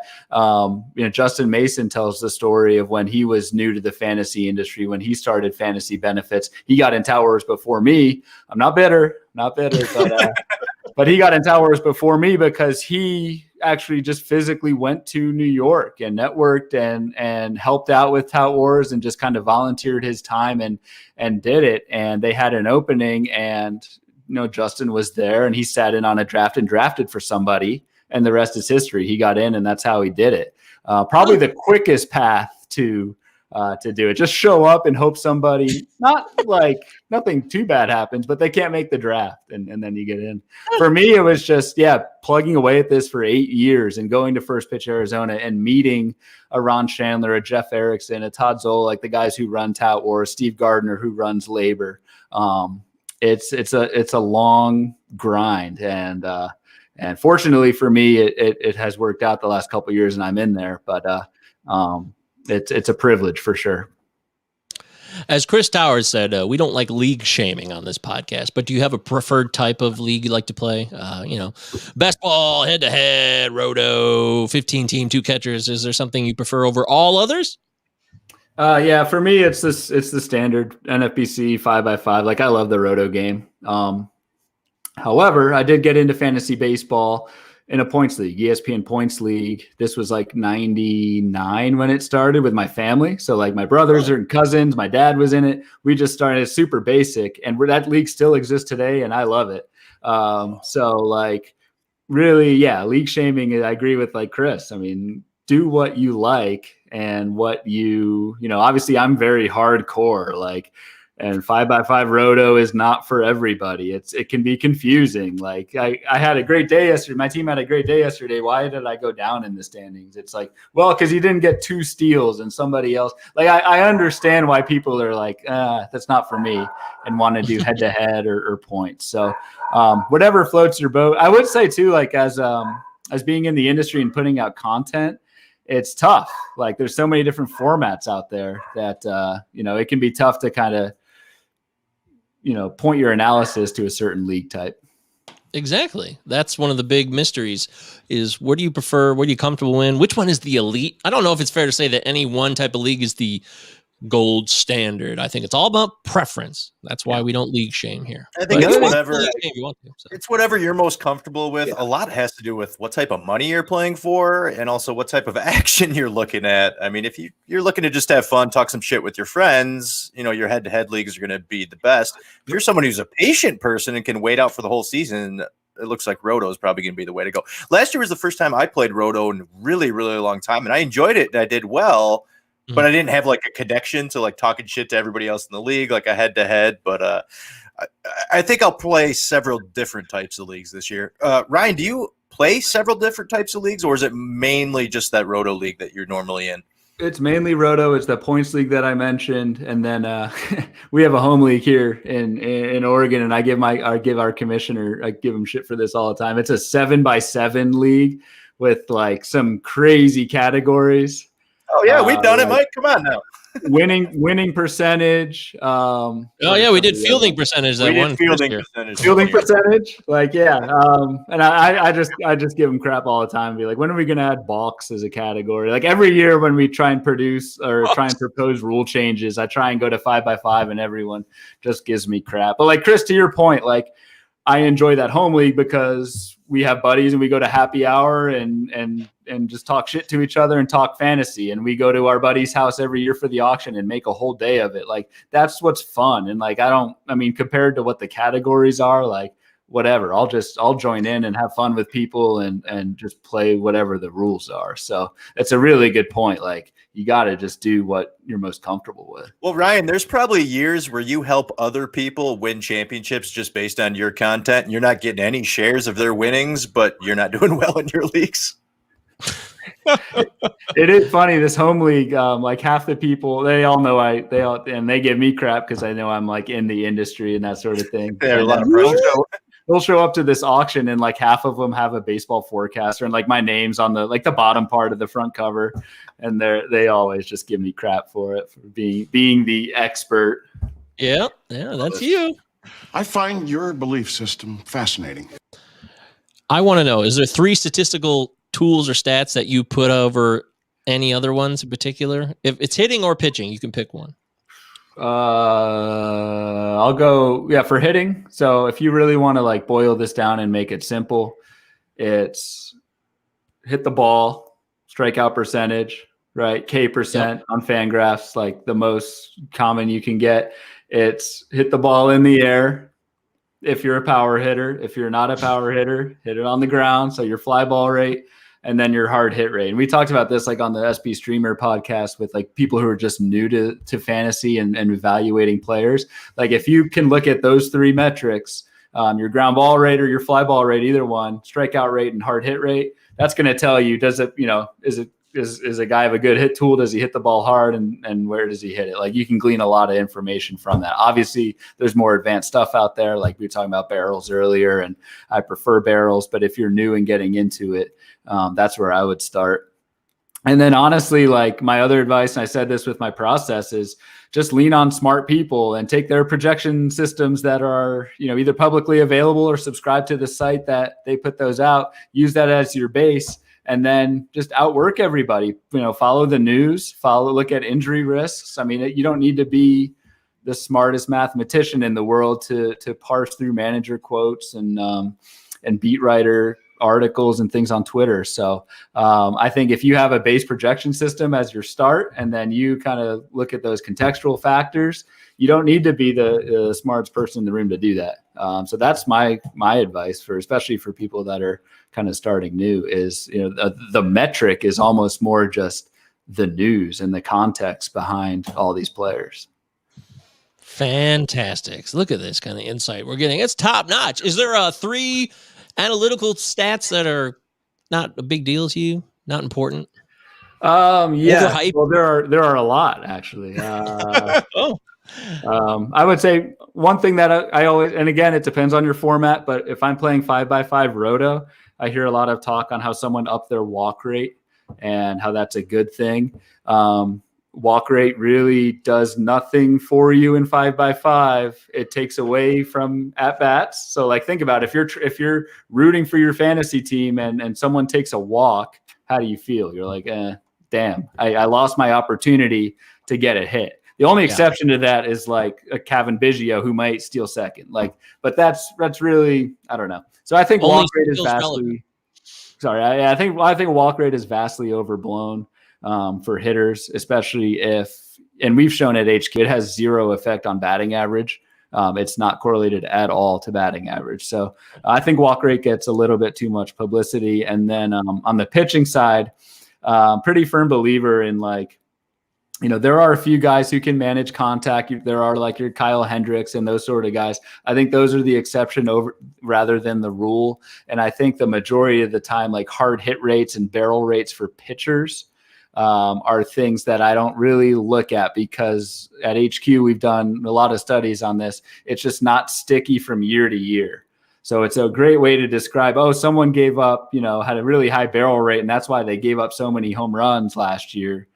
That has very little impact on what will happen next year. So a lot of the like hard hit rate and barrel stuff that I use all the time for hitters, I don't actually use for pitchers, because it's just not as predictive as it is on the hitting side, if that makes sense. Sure. Wow. See, Alex Chamberlain was on the show recently, and he was talking about how some of the tools we use, they don't really give enough credit to the pitchers that limit that hard contact, or they're kind of, they don't throw as hard, but some reason the analytical tools, and I'm still digging into this, because what he said kind of triggered me and made me think, wait, maybe we're missing something because Dallas Keuchel was the example. Yep. Like, he's always dismissed in a sense. I would think it's fair to say he seems to be kind of dismissed, especially by analysts, because he's not a flamethrower. He doesn't have a high K percentage. He's just kind of there with a decent whip and a 350 to 370 ERA.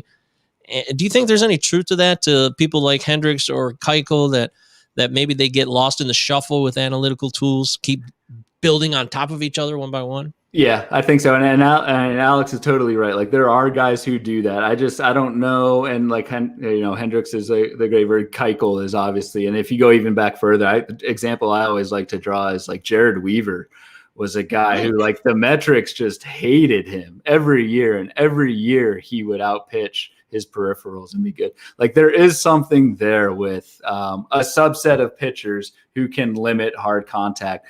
I don't think as an industry, or at least that I've seen research wise, I don't see the research to say, like, I don't think we found the reason for that, I guess is what I'm saying. Like, I don't think we have any hard evidence to say this guy is the next Kyle Hendricks, unless he's done it like 5 years in a row, and then he is. But then by that time, you're kind of too late. Like, everyone else knows about it. It's really hard to distinguish that from somebody who just had a rise in hard hit rate in a season and it just fluctuates wildly. But Alex does have and he's a genius baseball mind. He wouldn't say that, but yeah. He would not. He's immediately made fun of himself as soon as you said that. That's what he did for 2 hours with his shirt off on our pod. Loves to make fun of himself. And I've met Alex in person, and he's a great dude multiple times. So so he's onto something there for sure. I don't think we found what that is yet. Fair enough. It's funny. We remember, Mike, when we asked Van the Vandalorian what his his 3 cats that he looks at the most, and he's just like, what cats am I playing at in my league? I don't want to deep dive too much. Sometimes I need to bring it back and just look at the cats I'm playing. Exactly. Honestly, makes sense. Yeah, we broad brush a lot, I feel like, in this league, which is a reference to Chris Welsh and Waldman Sports in this league. Genius name. That name is still genius to me. Well done, guys. I don't know you guys, but hey, I think you're cool. I got to tell you this. Marco Gonzalez is someone I think about with what you were just talking about, Ryan, what we were just thinking about. Marco Gonzalez is dismissed. He gives you 200 innings pitched. He doesn't throw that hard, but he seems to limit the hard contact. And there's something, I was listening to Will Milbrooks on the CBS Fantasy Baseball Today pod, and he was talking about how he faced him before. And there's just something about his cutter and his pitches that just ran up on him suddenly. It didn't seem like nothing, but then he couldn't hit it. And that is what I find really intriguing. And I think that's where player analysis from actual players in our profession can really be a real benefit to us. Marco's a great pull. Like, that is, again, I watch a lot of Mariners games just being up here, but something about him, he's able to do that. And the metrics do not like him. He doesn't strike out a bunch of guys, but and I think Alex put something out the other day, something on like shadow rate, which is how often like your pitch is right on the edge of the strike zone. And like Marco Gonzalez, he was high up there. So maybe that's like the next frontier. I don't know. Alex will find it, whatever it is. Yeah, I just get a little overwhelmed, I guess, when Saris has his seam shift wake now that he was posting about the other day. And Now the shadow, there's just more stuff to take in, and it's for the better because I believe 1,000% in progress. I do. I believe whatever's best for the progression and better understanding of the game. No argument there. I'd like to know now we covered that. I will skip that. Is there a value of spin rates in fantasy baseball analysis for you? Honestly, and this is honesty. I don't know. Thank you for being honest. I mean, I have seen things where say like certain pitches have the lowest spin rates, like for fastballs that are most effective, and then obviously for breaking balls, and we've heard this in the news, like the Garrett Cole and the Tar, and people trying to get some grip and increase their spin rate on their breaking balls. Like obviously that's probably a good thing to a point where you can control it.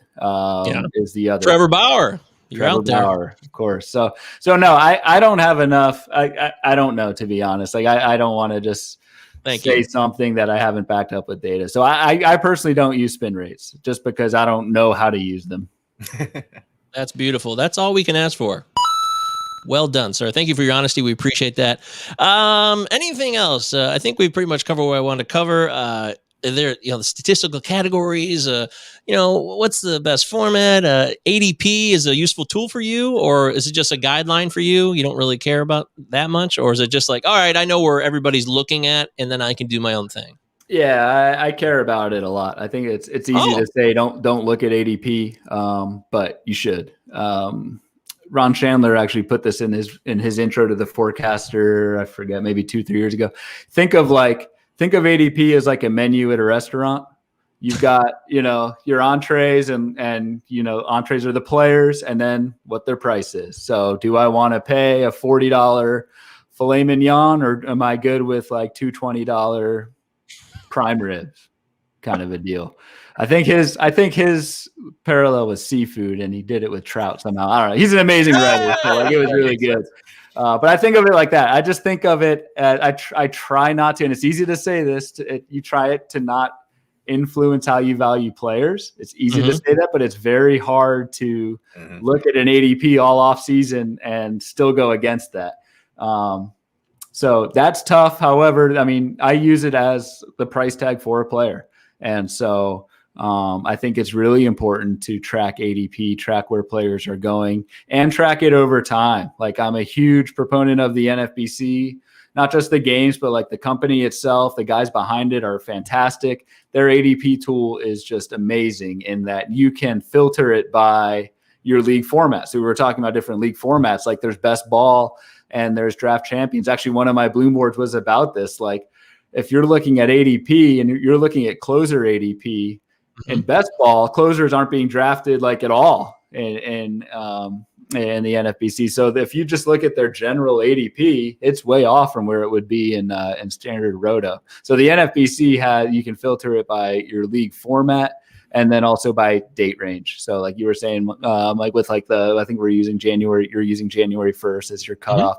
Like I have that bookmarked. I download it and. ADP is a huge part of my process. It's important to know where these guys are going and how much they cost. I mean, you could filter Dynasty in on NFBC, and that's something very, very rare. And a lot of more people are playing Dynasty now, and it's really hard to sift through enough information to figure out how you're going to rank guys in a Dynasty. So that's something I've been looking at lately is NFBC's Dynasty rankings.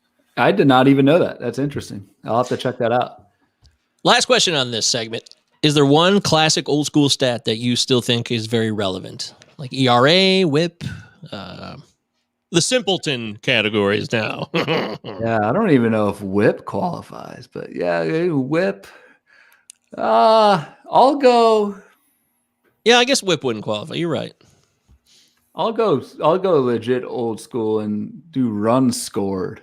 Hey! It's something that like nobody, and we were talking about this with the Blue Jays lineup with like Semien, like run scored. Nobody cares about run scored, or nobody talks about run scored in fantasy. Like it's really hard to project, but it's a category, just like home runs. We talk about home runs, 50 times more than we talked about run scored. And so kind of the bigger takeaway to that with run scored is just a lot of that is team dependent, where you're hitting in the lineup. And it goes back to what I was saying before, process wise, like put in that work for those kind of soft contextual factors. Where's somebody hitting in a lineup?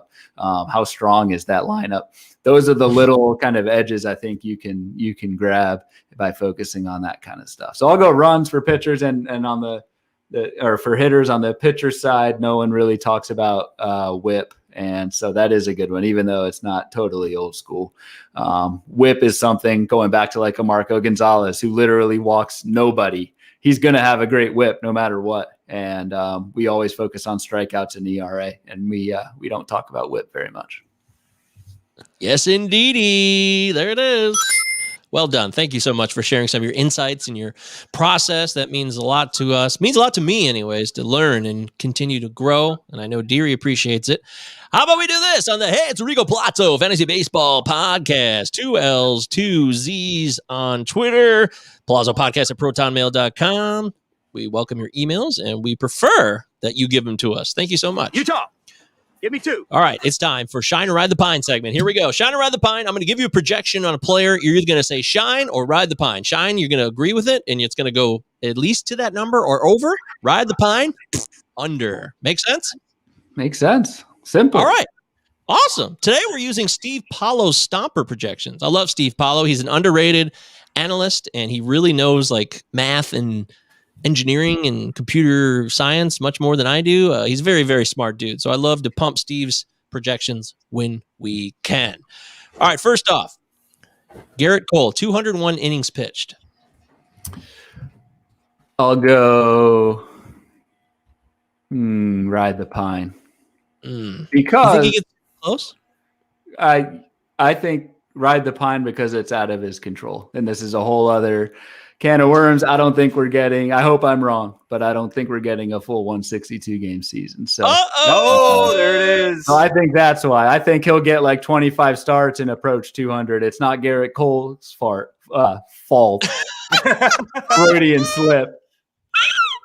But I'll go the under on 200. I don't think anyone in baseball is getting 200 this year. Not to be too much of a downer. I think we'll get a pretty good season in. I'd be pleasantly surprised and happy to be wrong if we got 162. Yeah, well, that's just like your opinion, man. That's right, it is. Juan Soto, bet 315 or better. I'll go ride the pine. If anyone can do it, Juan Soto's the guy. 315 is damn hard in this state of the game. So I'll go ride the pine. At HQ, we're projecting 297. So okay. Well, Steve is always a little more aggressive, and he believes in what he does. So some of these might be a little more advanced, or not advanced, just more higher in the content numbers than other projection systems. It's definitely a more aggressive and liberal system. Xander Bogaerts, 9 steals or more. Shine. I'll go more. I'll go more for Xander. I think Xander's going in the 3rd round. Stable guy, 5 categories, going to play every day. I think he'll run enough. He's still young enough to get there. I'll go over. I mean, he was 8 for 8 in stolen base attempts last season. And that's a big thing for me. Like, if you are successful on the base pass, chances are your team's going to let you keep running. So, I'll take the over on that. Thank you. I've been looking at Xander recently. I know all the elite shortstops are higher up there. Maybe Trey Turner's the only guy. Maybe Story could steal more. But otherwise, I think Xander could return the same value of Lindor and some of those other players at the top of Bichette, even if Bichette doesn't run as much. And hit 300. And he hit 300 last year, 309 in 2019, 288 the year before. So I mean, if you're talking like we were just talking about Soto, but you're talking about batting average floor, like Xander's is really high. Yes, thank you. I'm so glad you said that, because they also have a decent to maybe a solid lineup. Their pitching's awful, but the lineup is still not bad at all, really. I think 50 steals is absolutely doable for Xander. Woohoo! Yeah. I like to hear that. Okay. Continuing forward, how about this? A 3.50 ERA for Trevor Bauer. Are you going to go under that? So under 350 or less is shine, 350 or above, ride the pine. I'll go Shine. I think he'll beat 350. By how much? I don't know. I'd probably go like 325 for him. Bauer was so lucky last year with the strand rate, the left on base rate, whatever you call it, 90%. Nobody does that. So we had HQ. We have our own like ERA indicator, and Bauer was 322 last year with a 173 ERA. So yeah, I'm comfortable like mid-low threes ERA. And given Bauer's draft price going like pretty much the back end wheel, like 16th overall, I'm not gonna have Trevor Bauer on my squads this year. Me neither. And I loved him last year. I was all in on him last year, but now I'm out because everything changes. Yeah, the value changes, and I'm not going to pay the price. Plus, he did get lucky a bit too. Yep. Max Muncy, 363 OBP or higher. I'll go higher. I think the batting average was a fluke last year. The BABIP was super low for Muncy, and he's a really good OBP guy. So I'll take the over on that. Again, great lineup, multi-position eligibility with the power. Like there's a lot to like with Muncy as a rebound candidate. A lot of it's priced in, but I'll take the over on that. Nick Anderson of the Tampa Bay Rays, 15 saves or more. Seems low. Seems low, but Tampa really uses guys and gives the middle finger to every fantasy owner out there. So I'll go below 15 saves. He would have to stay healthy the full season, which he could do, and be a semi-regular closer. I just think Tampa mixes and matches so much that he might flirt with 15 and give you good ratios, which is great. But I'll go under. If you got Nick Anderson, you got to hope you're in a save/holds league. Yeah, and he's a lot more valuable in that format for sure. Here's a guy that I keep avoiding because I'm concerned about him. I don't know what to expect from him, and it's a constant battle. Tommy Pham, 69 runs scored or more. I'll bet that he stays healthy and go over. If he stays healthy in that lineup, he's going to, I think, destroy that.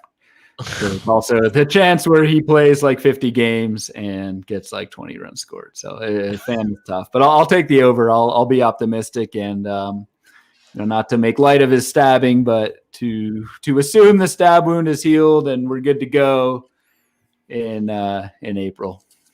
Life on the Edge at the strip club with Tommy Pham. Can't make this stuff up sometimes, man. You sure can. There's always one story a year like this. Of course there was. Was it Reese McGuire was masturbating in his truck last year? It's just weird stuff. Framber Valdez, 1.21 whip. All right. Yeah. So I've kind of got not in trouble with this, but I've been a little bit outspoken with some tweets on Framber Valdez. I'm taking the over on a 120 whip.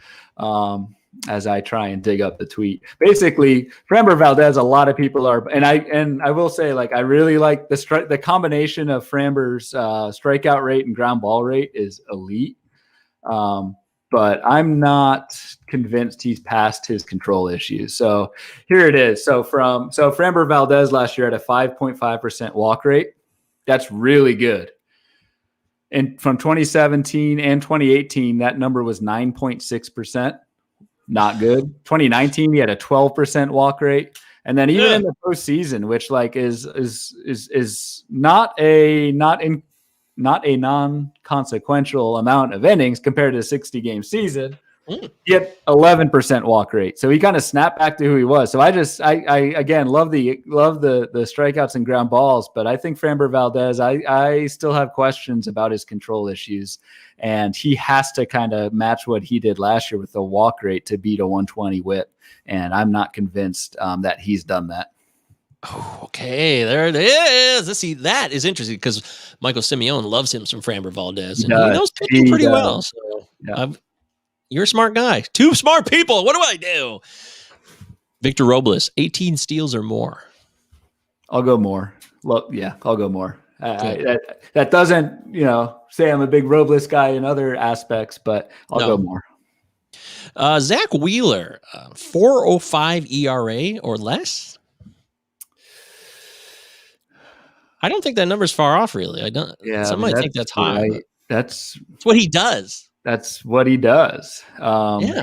Without, I guess I'll take the over just because, but it's right around 4.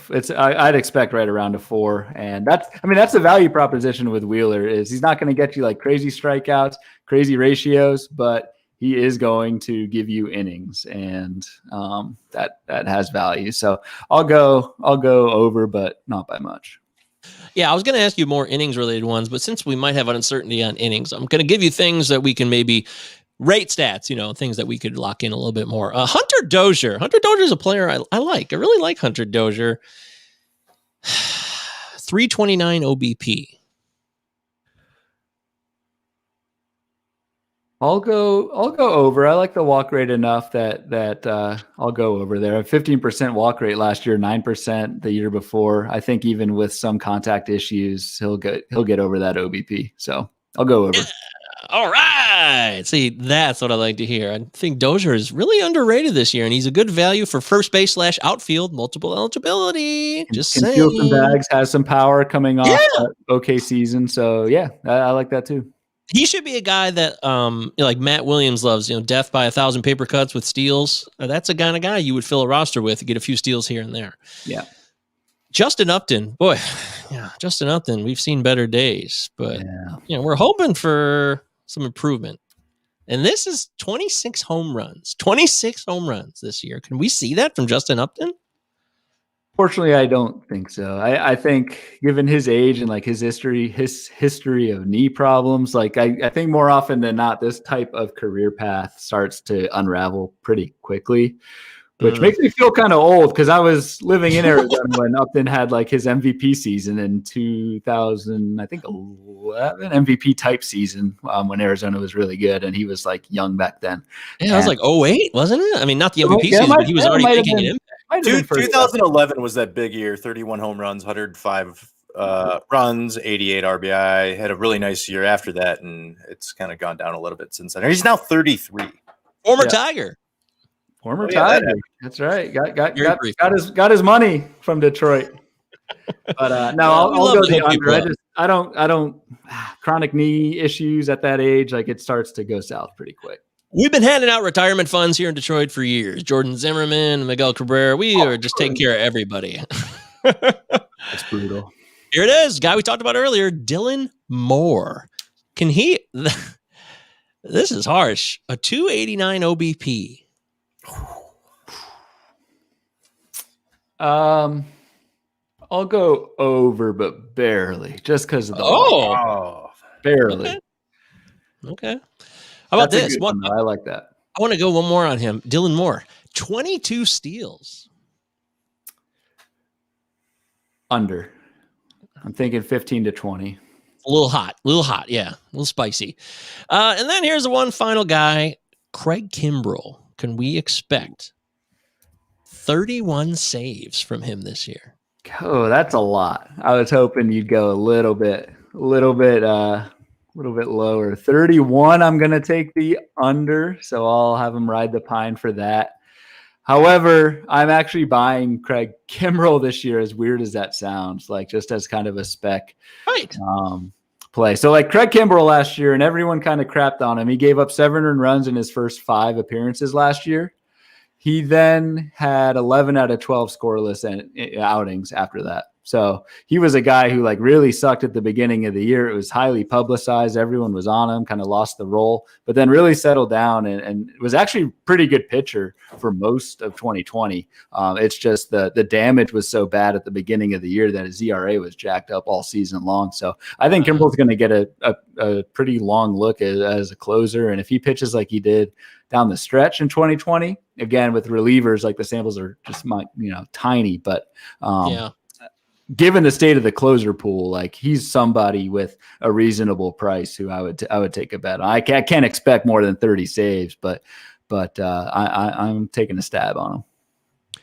And there it is, Shiner Ride the Pine in the books from the great Ryan Bloomfield. He said it. It must be true. No, I'm just kidding. All right, finally, we had some quick tweets and emails. We had one here. will there be somebody that you could consider as this year's Devin Williams? Ooh. Is there a reliever lurking who could break out? Yeah, I mean, yes, and that's the problem. So hear me out on this. He doesn't want to give up the information. No, it's not that. I don't know who it is, and that's the problem with relievers. Like, it's such a volatile thing. Every year you get these guys who, not to say Devin Williams will be like a flash in the pan, and that changeup is just absurd. But there are guys who have just incredible relief seasons one year, and then the next year they're useless in terms of fantasy. So yes, there will be another Devin Williams. Who it is, I have no idea. This one's from Rob DiPietro. He wants to know how much for a course on sequel. Rob's a good dude. So Rob, I'll give a discount. I'll go over some slides with him maybe after the show.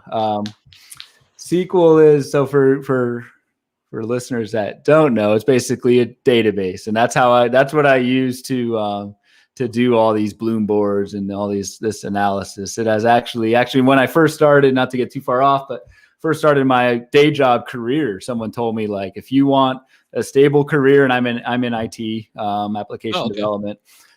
If you want a stable career with a skill that's in demand, learn SQL, get really good at it, and you'll be fine. And I followed that advice. And so still holding down a decent day job, but also more importantly, my fantasy analysis has gone way up. So yeah, I mean, to answer Rob's question, maybe I should put together a class. There actually is a SQL for fantasy baseball class if you Google Andy Andres. He's a teacher in the Northeast. I always get it right. Yeah. Boston University. I know that name. Yeah. Yep. He did an online class about. He's early in on analytics and like this stuff, right? Yeah. I mean, he teaches fantasy baseball as a college. Yeah. I know who that is. Yeah. I looked him up a while ago. And so, yes, genius, a really smart mind. He did an online class. I forget what it's called now. I think it's like Sabermetrics 101, something like that. Seriously? You can Google it. Just search Andy Andres baseball class. And he goes through, and it's kind of how I learned, like, very simple way to learn some of these advanced things. So if you're interested in that, Andy is a by far better teacher than I am.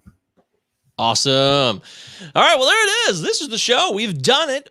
Ryan Bloomfield joined us. We talked baseball. We talked everything. We talked about the Bills. We talked about Virginia Tech. I think we covered the lexicon. We want to thank you so much for coming on. This is the Palazzo Podcast, 2 L's, 2 Z's on Twitter, Palazzo Podcast at protonmail.com. If you have email questions, tweets, we thank you so much for listening. Ryan, tell people where they can find you and what they can look for from you in the coming month or two here as we head into the regular season, whenever that will be. For sure. You can find me, easiest way to find me on Twitter at RyanBHQ. And what you can expect from me is respectful discourse on social media, which is which is something these days.